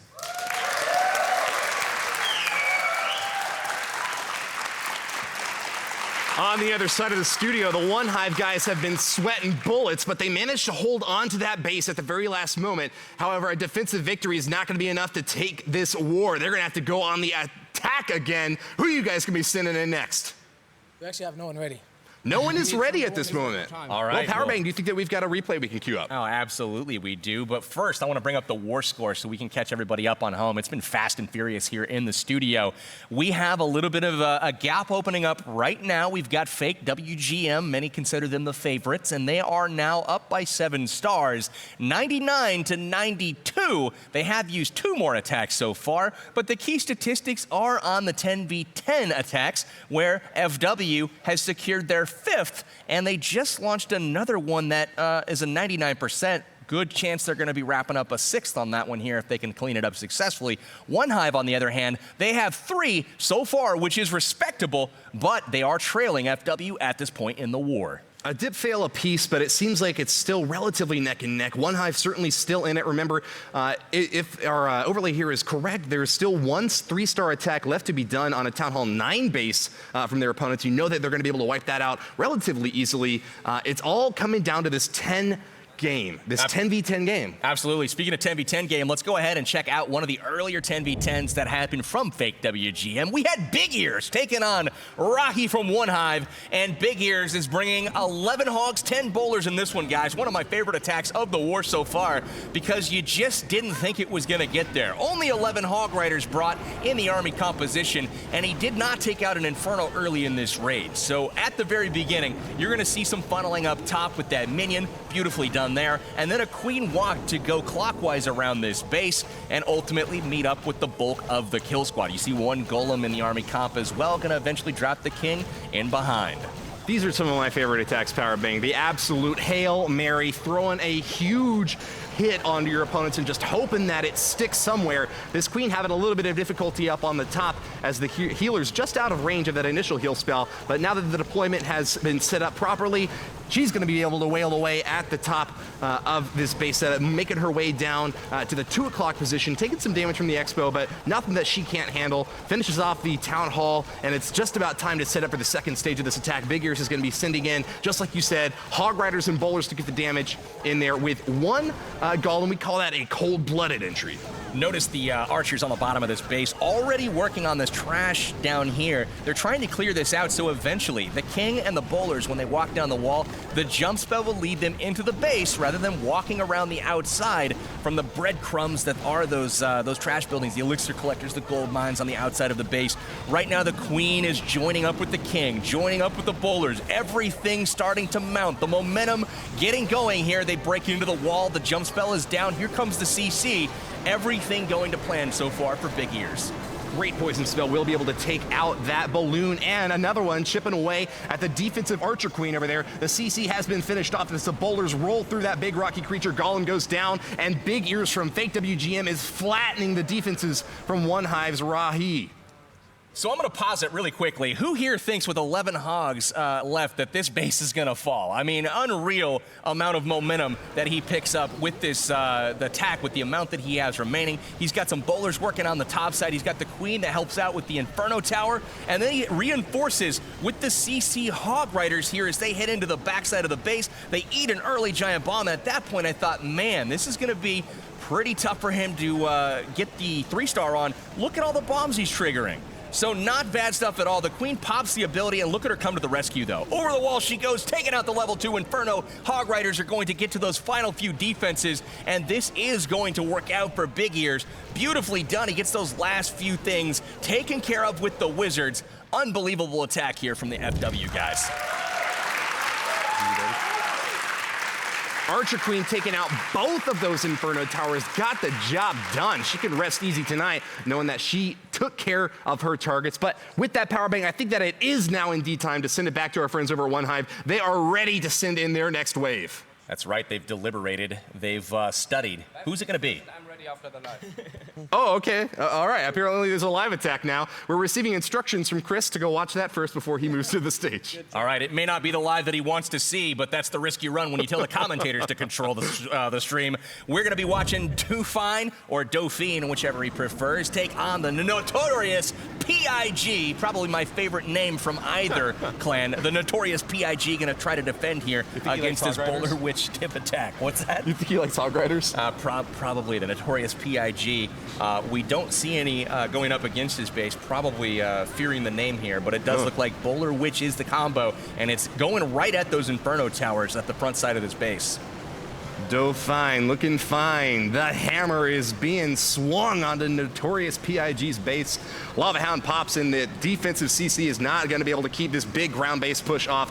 Queen popping most of those guys down. Get a little bit of help from the Wizard in there as well as the Rage spell is launched into the base. Huge assault from Dauphine as all of the defenses are starting to get cracked here. No point defense can keep this huge wave of attackers off the base. Both of those Inferno Towers going down. All three heroes still looking relatively healthy. ability with a queen ability still in tow. Looking really sharp here for Do. I don't even know where to go with that name. I probably should have called him up and said, hey, how do you pronounce it? But we did not. So Dauphine, Dauphine. We are going to rock and roll on this base. This is looking really good. All kinds of bowlers, lots of witches left over. We've got 3 heroes, all of them pretty much full health. Woody, I think it's safe to say that this is going to be a 3-star for Faked WGM. He's going to do just fine. So looking sharp here. That's 99 all the way up to 100%. Taking out that Dark Elixir storage. Let's hear it for Faked WGM.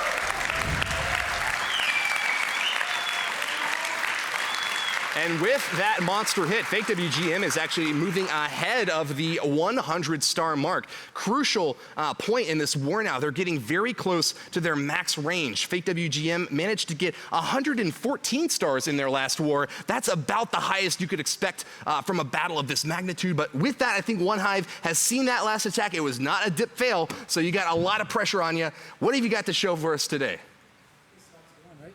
Chris is ready? Yeah. Chris is ready. All right, let's see it, man. He's been working the plan over there. Watching his guys, they went in. Rahi was the live attack he was referring to. We watched the FW attack. The Hive guys were going in at the exact same time. Unfortunately, we got to make a choice here. Can't watch them all. But it did not work out. Rahi falls a little bit short on Stoss. We'll check the score here after Chris's attack. But Chris is prepping now to get ready to go in for that 3-star attack. 2 jump. Right. Making one last check to make sure that he's got the right spell set up here, consulting with his team out back. And that's something that I love about this game, Powerbang. There's so much emphasis on the team aspect here. You got to rely on your buddies to have your back. They know the plan of the attack probably just about as well as you do. And being able to recite the exact spell lineup there, very helpful, giving him a little bit of a confidence boost as he starts this next hit. Absolutely. It's very collaborative. You can see Chris is going to be getting in. Here we go. We've got the attack starting now. We've got the queen starting on the bottom right, working on the queen walk portion of this. A haste spell is going to lead 5 balloons in to take out the exact same thing we saw earlier, where we get the archer tower taken out. They fall a little bit short, but he's going to be trying to emulate what happened earlier, perhaps with a few tweaks, and ultimately end up with that 3-star. Jump spell going down at the 3 o'clock mark as a golem starts to make his way into the base. This has been a tough one to crack for the Hive guys. Will this be the attack that finally takes Thomas down? The funnel was slow to develop there on the army camp, and he's going to have some walk issues. The bowlers are going to cruise around, or they might come back. Look at that. They're going to cooperate, guys. He's going to rejoin the army.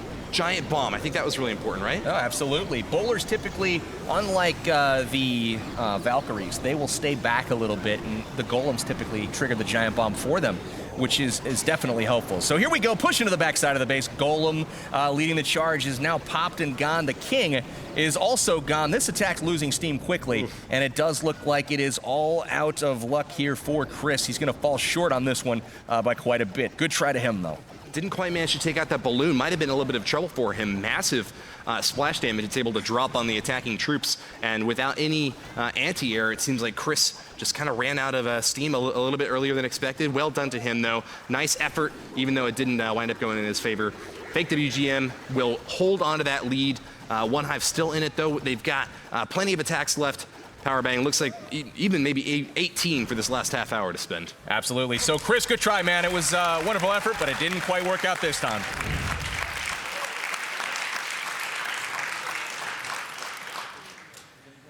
All right, guys, so not quite what Hive was hoping for. They need to catch up quickly on the Town Hall 10s before this thing spirals out of control. The FW guys are maintaining a lead at this point, a couple Town Hall 10 triples. Let's check the war stats really quickly so we can see where this thing is at going into the last 30 minutes of war. There we go. It looks like we've got the 10v10s 3-5 right now. Hive with 3, FW with 5. It looks like Hive still in the lead on the 10v11 game. They have, again, wrapped up their attacks. 5 of them already done, whereas Faked WGM has only 4. So they've got to get 1 more done there. And each clan right now with a dip fail on the 11v10s. That being said, though, we do have another live attack probably coming in shortly from the FW side. Is anyone ready to go over here? Who's ready? Yeah, I got it. All right. Good. He's got it. Looking confident. The general for Faked WGM is marching to the stage. TTD Black. a Hog Rider aficionado. Wonder if he'll be bringing that in today, or maybe something different. One hog in this one. Oh, just one. He's All got right. one hog, a token hog. Here we go. Let's go with, I don't know what he's going with. We'll have to wait and see when he gets into the base. He's taking the position right now, bending over, getting ready to click and click and click some more. Checking the army composition. Like you said earlier, though, such a collaborative game. You see all these guys on each team, a lot of them wearing earbuds. Not so much for black, but those earbuds, you know, they do have their clanmates in there giving them some advice, some information, and that is obviously super helpful at times, but it can also distract them if they talk at the wrong time. Certainly could, but having someone over your shoulder, just giving you a little bit of a hint here and there if you're, you know, about to miss something really important, very helpful in a lot of these stressful situations. You know, just don't want to miss your queen ability. Make sure you get all the spells down at the exact right time. If something surprising happens, they can, you know, shout into your ear. But with that, I think that we're just about ready to get into this attack. TTD Black is going to be going up against the number 11 defender from One Hive. His name is Hung Sport. Reminds me of a sport. All right, well, we've got TT Black going in. He's going to be bringing bowlers and witches and the one hog. He's got one goblin in there as well, so it looks like he's well-versed in bringing all kinds of troops. I like that goblin over here, though, as you can see, out of range of all defense, able to very efficiently take down. Look at that, almost as fast as the wizard took down the gold mine. He's able to get one taken care of with the goblin as well, so really efficient use of one troop space over there. True to his word, did send in that one Hog Rider.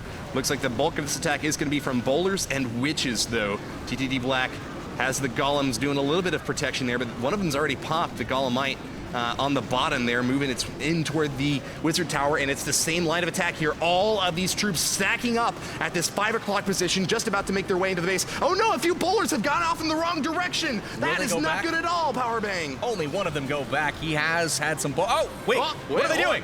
Finishing off an archer first before they make their way to the bottom side of the base. Maybe he'll be able to pull this thing off anyways. The Archer Queen trying to pop down the dragon with a rage spell finally to try to give some more fuel to this attack, but it looks like the gas has run out of this push. Unfortunately, Black making his way into the center here now, has got a big attack still left. He's got to deal with these Inferno Towers, though. They can provide a huge roadblock here. Last time we saw this attack, it was a very close 99% with just that Archer Tower standing. Do you think he's going to be able to get that close again, Powerbang? Not this time. Too many bowlers walked. Unfortunately, this attack is all about the big momentum, and he lost it early. With those bowlers walking around the side, those Inferno Towers very deep in the base, he needs to have so many bowlers that the Inferno Towers can't lock on to the entire army that's up there. He's got to have some of them staying safe, and unfortunately, that did not happen for Black this raid, but it was a valiant effort. I do feel that the plan is a good plan. It's just a matter of execution at this point, and again, the finest detail, just the smallest misclick on the tiles can send in those troops to the wrong direction. It's all about timing, and unfortunately this time, the timing did not work out for Black.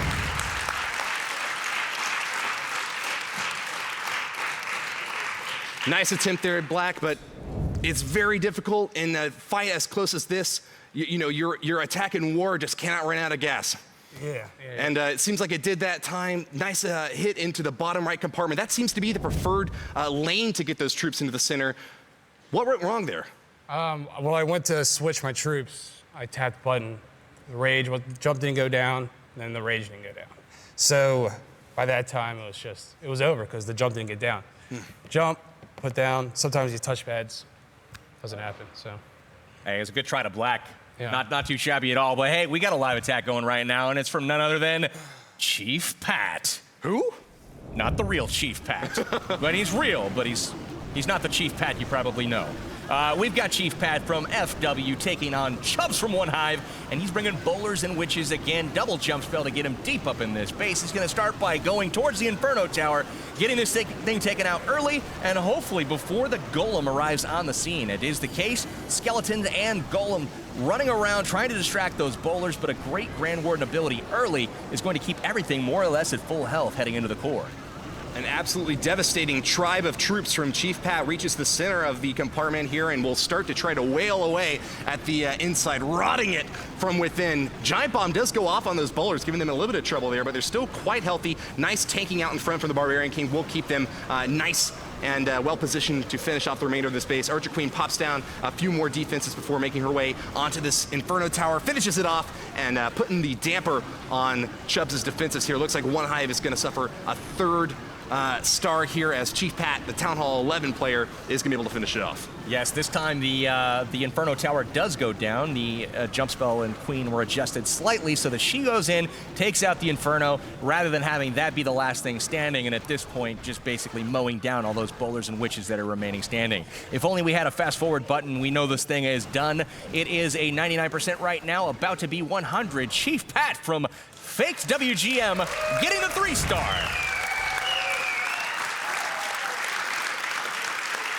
Oh, baby, a triple. Takes him down, and I think that it's just about time to move back to another attack.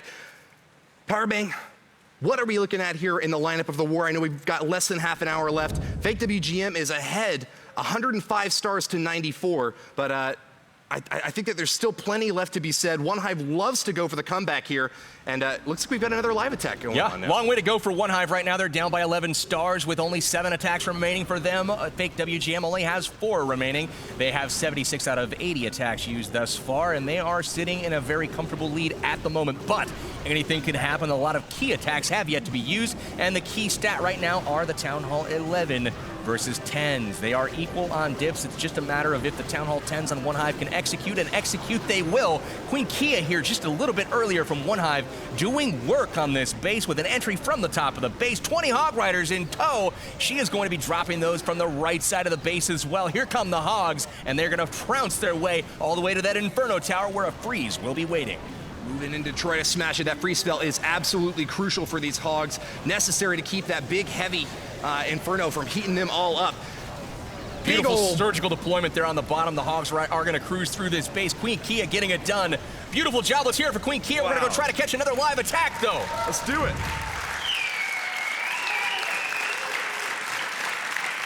Two live attacks right now. We've got a smorgasbord of options to pick from. Powerbang, which one are we going to look at? We're going to look at Juski. He illustrated a beautiful attack earlier. We kind of went over the fundamentals with Juski.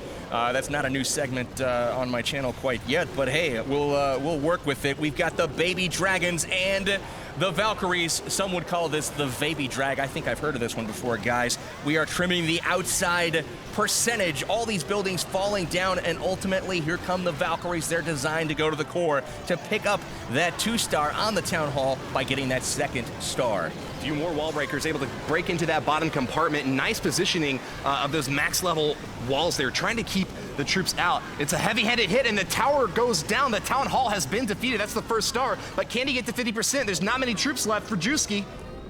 Oh, he falls just short. 48% Juski from FW, leaving up Indicut. He's going to have 1 star on this base to finish this thing off, and it looks like Hive is staying alive right now. Oh my goodness, this is absolutely insane to close out this war. We do have another live attack. We're going to try to get into it here. Omax taking on Fry Black. We will see if we can get our way into this one. I'm clicking, though. I'll try too. Oh my goodness. Would love to see this one. I see that the 50% has been destroyed. Big Town Hall 11 attack from Faked WGM, or excuse me, from Hive, moving in against Faked WGM, rather. Moving against the Town Hall 10. Fry Black. Ooh, this is looking solid. Not going to have a good time when this hit goes through, but... This is looking solid. This is a dip attack. This is a Town Hall 11 hitting the 10. We've seen the entry has already passed, and springs. Oh, wow. This is looking like it's gone off the rails. We've got CC troops. This is just Applause from the Faked WGM side, recognizing that this is not going the way that Omiaksu planned. Hive having a difficult time finishing off this base, about to finish off the last defense is up on top, but Hog splitting once again, not looking too good at all. There's a couple of cleanup troops still left in tow, though. 2 wizards for Omaksu, but not looking likely to be able to get the 3rd star here. This is one of the last things that Hive wanted or needed at this point in the war. They were even on dip fails at this point, but unfortunately they just creeped ahead in a stat they do not want to own. We've got 2 dip fails now for Hive. They've got some serious uphill climbing to do to finish out this war. Let's go ahead and back out and take a look at our war stats right now and get an idea of where things stand with only 20 minutes to go in the war. So Omax is going to finish up on his attack here. We've got Faked WGM with 77 attacks used, only 3 more to go, and one of those will be live here in studio. We've got 105 stars for Faked WGM, and we've got 96 stars now for Hive. They've got 74 attacks used out of 80, which means they have 6 left to go. Holy cow, guys, this is going to be intense coming down to the wire, and Hive's got some work to do. We'll see if they can get it done. They've got 9, maybe even 12 relatively easy stars if they can just move in against these Town Hall 10 bases and get some stellar hits. That could potentially put them all the way up to 108, but Faked WGM still has a few attacks left of their own. They could definitely go at an untouched base over on Hive's side. Chris is still very fresh, hasn't been hit yet, so lots of potential for them to be able to strike back and try to tear into Hive as well. We're waiting for the next live attack. Ladies and gentlemen, looks like Lord Byron, relatively cool here. You feeling confident over there? Confidence, yes. Like I said, the Town Hall 9s just kicking their feet up. Just relaxing, enjoying their time here. Gotta love it. So we've got C-Pal going in right now against Neosterix. This is the 3rd hit on this base, the first one being a 99% really solid opening plan. The second one didn't quite go to plan, and C-Pal here from Faked WGM is going to show us how it's done on the cleanup here. He gets his troops in to the core, and the goal is to take out all of these air defenses in a line in the core. And look at this, the queen going over to the right, she's gonna get the one in the core with the help of the bowlers. The one on the far right goes down, and look at these bowlers and king mopping up in the inside part of this base. The queen, with her ability still left, still even able to hop on over to the Inferno Tower and help take that out as well. So just a massive entry here on this base, and it's now time for that Lalo attack coming in from the north side of this base. Key point here behind the air sweepers. They really didn't even have any obstruction as they head into this base. Last little obstacle here, the air defense and Inferno Tower cluster on the bottom side there. Looks like we currently have a 3-star advantage on the dip versus 10v10 in favor of Faked WGM. Now, they haven't managed to finally take out that Town Hall 11 over on Hive's side. It might wind up being an 11v11 if they can't find someone to get the job done toward the end here. But with 18 minutes left in the war, we still have a good 9 attacks that are going to be executed by these guys trying to get the turnaround from Hive. That's going to wrap up that last attack, though. It's going to get hairy here in a moment, I have a feeling, so. And you're a pretty hairy guy already. No. You can't put that out there, Woody. You just can't. We've got 105 stars for Faked WGM. We've got 96 for Hive. Let's kick it over to Philip really quickly here. Philip, what does your clan got to do to hold off Hive as we, try to get into this last 15 minutes of war or so? It's really close right now, and I think we just have to go perfect on our last 3 hits. Excellent. Who do you have in store for your last 3? You've got yourself for 1, and then who else is still left to go? I'm not sure, actually. I've just been focusing on my hit, so. As you should. I put you on the spot there unfairly, perhaps. But, I wish you the best of luck on yours. It'll be coming up towards the end of the broadcast here. So Thank you. We've got some lives coming, guys. It looks like there are 6 for Hive still to go, 3 for FW. And I really want to get to those here in just a moment. 17 minutes left to go in the war. So we're going to be averaging like 1 every 2.5 minutes here. We know that the fight is going to be starting up pretty soon. I was listening to TTD Black when he was a guest over on the official CWL podcast hosted by Rudax and Murtak. He predicted that they would be going up against Hive in the finals. They were actually the clan that got you really energized and interested in Clash of Clans originally. How are you feeling with 15 minutes left in this war? A little nervous. A little nervous? Intense. Is that an understatement? Yeah, just a little bit. We respect Hive a whole lot, and it's just we knew this finals would come down to this. It's living up to the hype. That's awesome.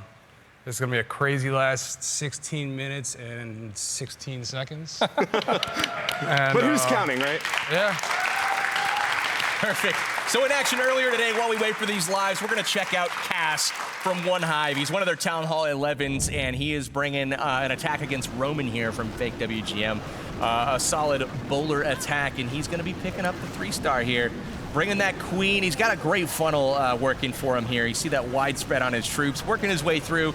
And a triple jump here is something that's very commonly done at the Town Hall 11 level because you basically have a built-in spell with your Grand Warden able to ward off all of that incoming damage. So the triple jump to really get those troops up and through the base in a timely fashion. Ooh, excellent ability from the Grand Warden here, keeping all of his troops nice and healthy as the bulk of the interior of the space starts to try to fire away at them. Inferno Tower goes down from a massive hit from these bowlers, and it's looking like this is going to go in Cass's favor. The one Hive player trying to get this 3rd star. It's getting awfully close toward the end here, but we still see a couple of healthy heroes up in the center area of this base. The king just goes down, but fasten your seatbelts, folks, because I think that this attack is going to go all the way.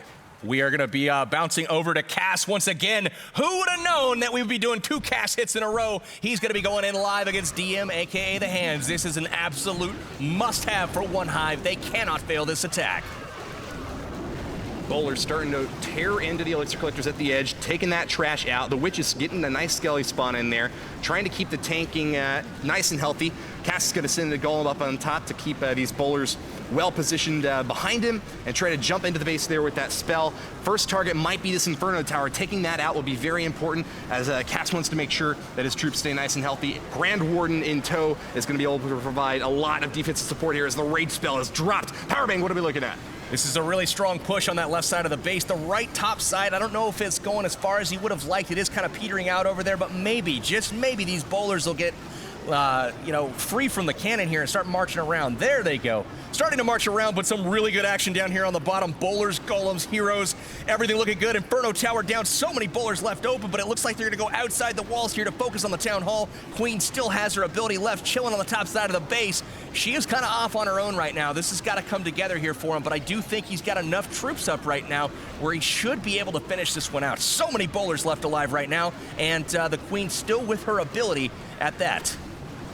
DM, aka the Hands, has certainly got a tenacious D, but Cass, the one Hive player, is a tenacious B, buzzing around over on the right side of the base here. Looks like he will be able to deconstruct the remainder of these defenses and wipe out this base for a clean 3-star. Looking solid here for Cass. He's only got a few buildings left to go that mean anything. There goes the Tesla. Now is for the Wizard Tower. This is going to be a 3-star. Let's hear it for one Hive.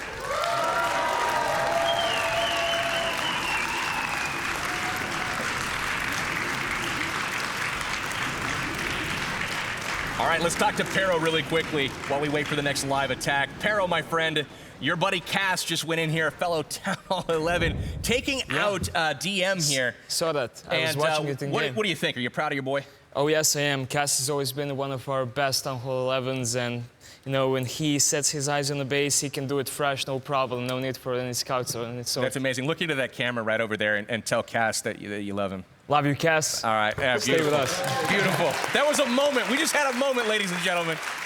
All right, so good stuff there from one Hive, getting the 3-star to take care of business against DM, aka the Hands, and it's looking like the gap's narrowing just a little bit. We're sitting at 105 stars right now for FW. We've got 99 for one Hive. Things are narrowing up a bit. 12 minutes left to go in the war. 5 attacks left for one Hive. 3 attacks left for Faked WGM. This is anybody's game at this point. Couple of Town Hall 11 attacks left for Faked WGM. Those are going to be the heaviest hitting, but I think that we've got another one of them starting up right now. Dauphine from Faked WGM moving in against Chris. He's here in the studio right now, hoping that he can hold on to those stars. Dauphine from Faked WGM taking on Chris is what he mentioned. And again, we're seeing a lot of Boulder Witch action. This seems to be an attack strategy of choice right now. A really solid strategy, and it's also shown some really good results so far. Just chipping away at the edges here, trying to clear out the trash and prevent his troops from getting distracted. Nice funnel from Dauphine as he moves in against Chris here. 2 golems to block for this massive ground-based push. The Town Hall 11s rarely have much difficulty taking out the Town Hall 10. And with the jump spell in the center here, you see him applying most of the pressure down the center. It is a nice little bit of a fork here as a few of the witches and bowlers making their way toward the top. But the primary thrust here getting raged up, going for that Inferno Tower, taking it down. A big push still left in the center. Powerbang, what are we looking at?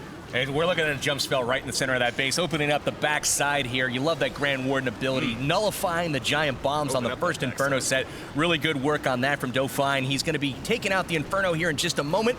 Down it goes. We've got the witches with healers on them Over on this right side, this is looking much better here on this attempt on Chris's base. We've got boulders and witches on the left side as well. Guys, this base is doomed to fall. Another successful attack from Faked WGM. This is looking really solid. Queen still with her ability left, and that is gonna do it for this base. 1 minute, 43 seconds left. This is a guaranteed 3-star.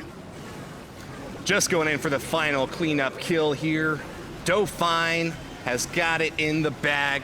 All 3 heroes still alive. Still has an ability left on his queen and a swag wizard that he could deploy at any minute if he chose to do so. Plenty of troops left. Excellent attack from Dauphin. There it is. FW putting another 3 on the board, and that is 108 stars now to 102 for One Hive.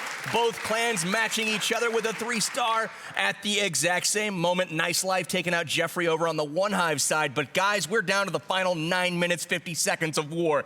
It's probably pretty important that we start getting some in-studio live attacks going so we actually get them in on time. One Hive, do you guys have a representative ready to take the stage to try to secure a 3? Yes, we do. Matty J. Matty J, make your way to the stage, my friend.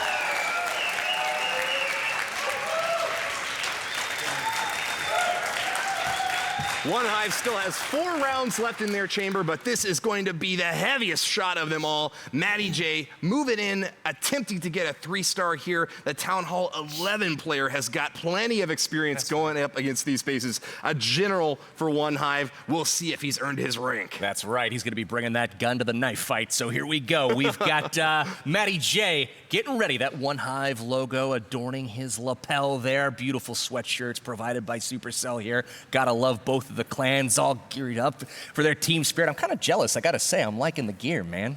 I want to get some of that stuff. Looks pretty fresh. Absolutely. So here we go. We've got Matty J going in live now, taking on Wiz. Wiz gonna be talking on a little bit of crap from the other side of the studio. Here we go. Matty J, though, number 2 versus number 17. And again, he's got the miners like we talked about before. The corners funneled, taken care of. You can see exactly where he's gonna drop those miners in so that they go straight into the core of the base to take out the defenses that matter. Matty J pointing directly at Wiz, look at him square in the eye and says, "You're going down, buckaroo." Returns his gaze to the iPad as he gets ready to finish off this next wave of the attack. Bowlers in the bottom compartment trying to make their way in. A healthy Inferno Tower still up, though, as these miners are starting to make their way in. Skeletons providing a little bit of distraction. Bomb goes off, a giant one at that. But it looks like the attack from Matty J survives. Powerbang, what are we looking at? This is looking solid so far from Matty J. This is looking really, really good. The miners working their way through, staying together as a big group, and those heal spells when they're in a group like that, while it may be a little bit slower to get from defense to defense, they are all being healed up right now, except for the 5 being targeted by the Inferno Tower. Yes, but as you see, as they go underground, the Inferno switches targets to the other group, so they're constantly alternating heals back and forth. That means that nothing is dying in effect. So Matty J is going to be securing another 3-star here for One Hive, making the score just that much closer. Guys, 1 minute and 40 seconds left. Matty J has already cleared all of the defenses in the base. Let's hear it for him. Matty J walking back victorious to the One Hive side. 3 stars in the bag. The great thing about those miners, they don't take any damage while they're underground. Being able to trigger bombs or force a reset of the Inferno Tower works very well for him. Matty J, nicely done there, man. Do you have any comments on that destructive performance you just delivered for us? No, it was pretty straightforward base. It was fresh. We couldn't find a 10v10 plan for it, so we did it a dip, and these guys have had Hound Loon in their CC the whole time, so I took the chance and got it going. We got another attack going right now. This is live in studio. He didn't make it to the podium because time is of the essence right now. We need to see the result of this attack to see how things progress moving forward. Atoma 619 is in. Can we get a camera dialed in on him to watch him make this attack? We've got 1 jump spell in the bag. All kinds of bowlers ready to make their approach at the Inferno Towers. Atoma taking on Thomas here. This attack is crucial if One Hive wants to get back into this one. Certainly needs that 3-star, and he's going to be working hard for it here. The Town Hall 10v10 is a difficult one indeed, but he's going in hard. Jump spell in the center there to provide those bowlers another opportunity to make their way toward that Inferno Tower. A little bit of splash damage as they start to knock it down, getting awfully close and getting the finishing blow, but the giant bomb's about to blow up and finish them off. Skeletons popping out over on the left side. We've still got a little bit of a force going toward the top of the base as the Barbarian King is getting a little bit of work done here, distracted by the skeletons and moving kind of all around with a little bit of a do-si-do dance there. Powerbang, I think he's in trouble though.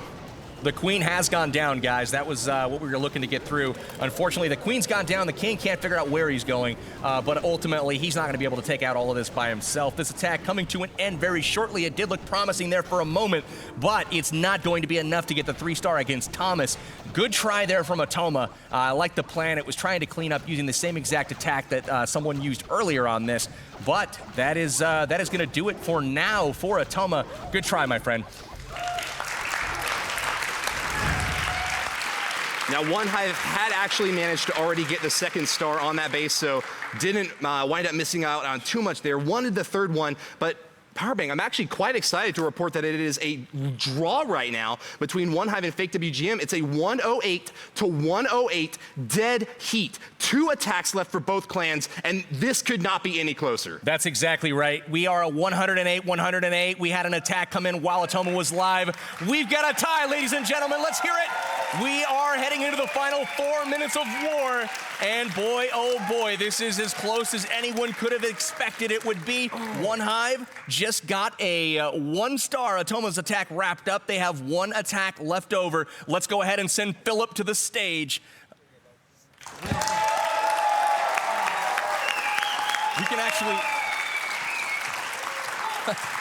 This is chaos going into the final 4 minutes here. We want to make sure that Philip has enough time to actually get in his attack, but we are sitting at 108, 100 in tape. And Philip, don't rush. Take your time. Do the planning that you need to do, man.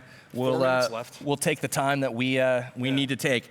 So we are looking at 108 ties, 78 attacks in for FW right now, 79 for Hive. It does look like we've got Philip with 1 left, and it looks like we also have Vengeance in the studio as well, I believe, for an attack, and his earlier one was a 3-star. So couple coming in at the last second right now, and it does look like Hive, all that's left for them is K-Way, who is an absolute all-star Town Hall 10 attacker. So definitely advantage for FW here. K-Way is going to try to get it done, though. This is possibly the deciding attack right now, though, for Philip from Faked WGM.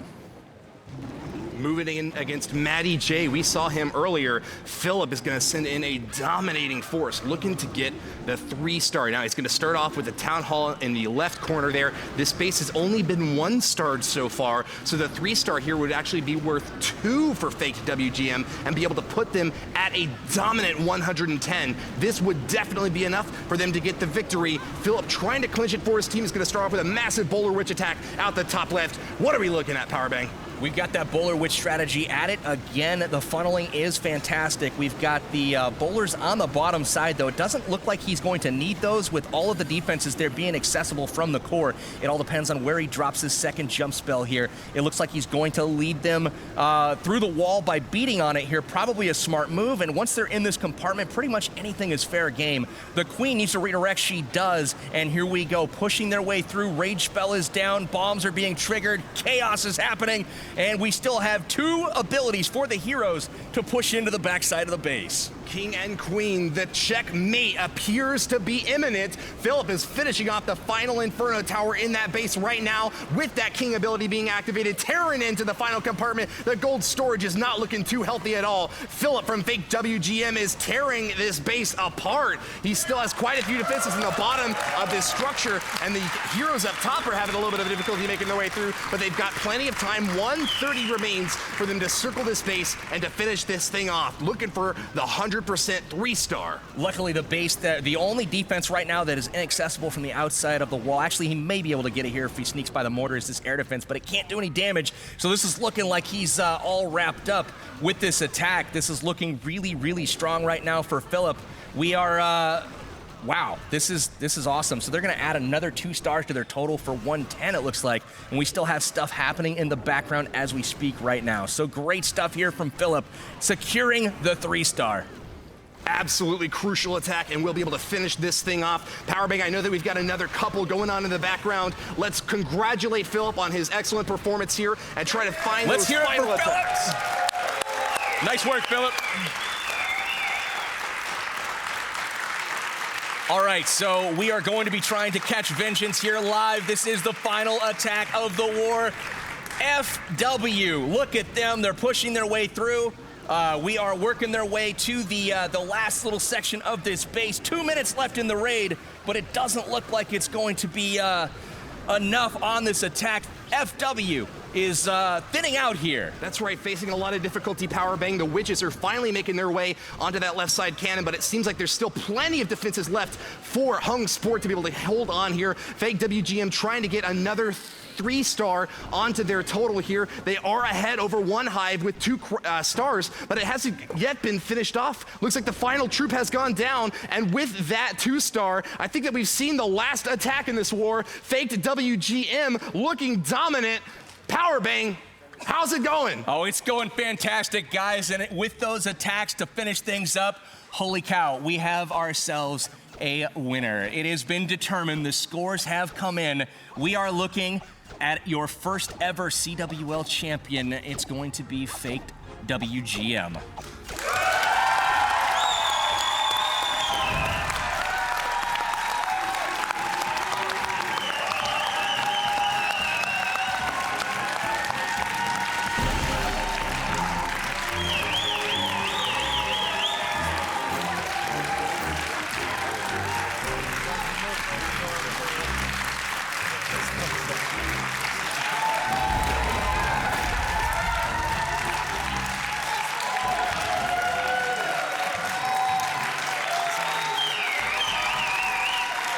WGM has emerged victorious, but let's hear it for our finalists, One Hive.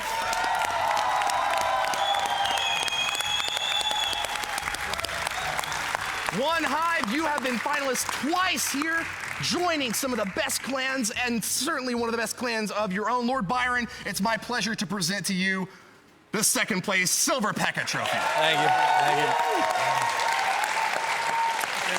It's pointy, be careful. Just wanted to touch it. So congratulations to One Hive. These guys are definitely deserving to be here. They fought their way through a very difficult playoff schedule, overcoming the odds when a lot of people thought they might not. So congratulations once again to One Hive. But the clan of the hour, your first time CWL Season 3 champions, Faked WGM.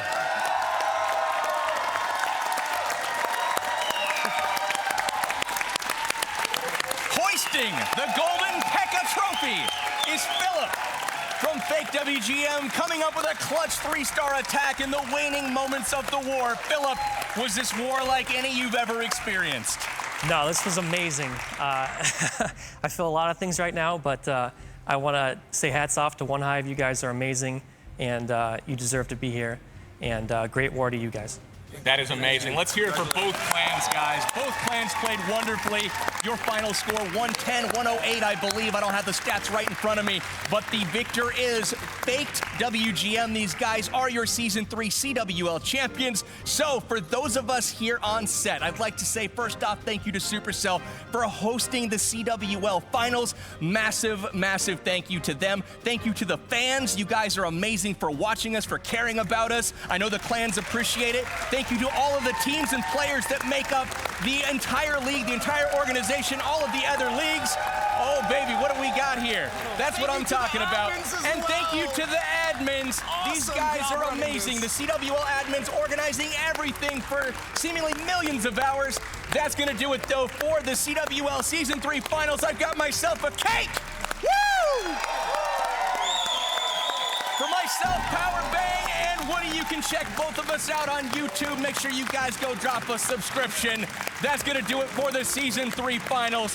Faked WGM, your champions, everybody. We'll see you later.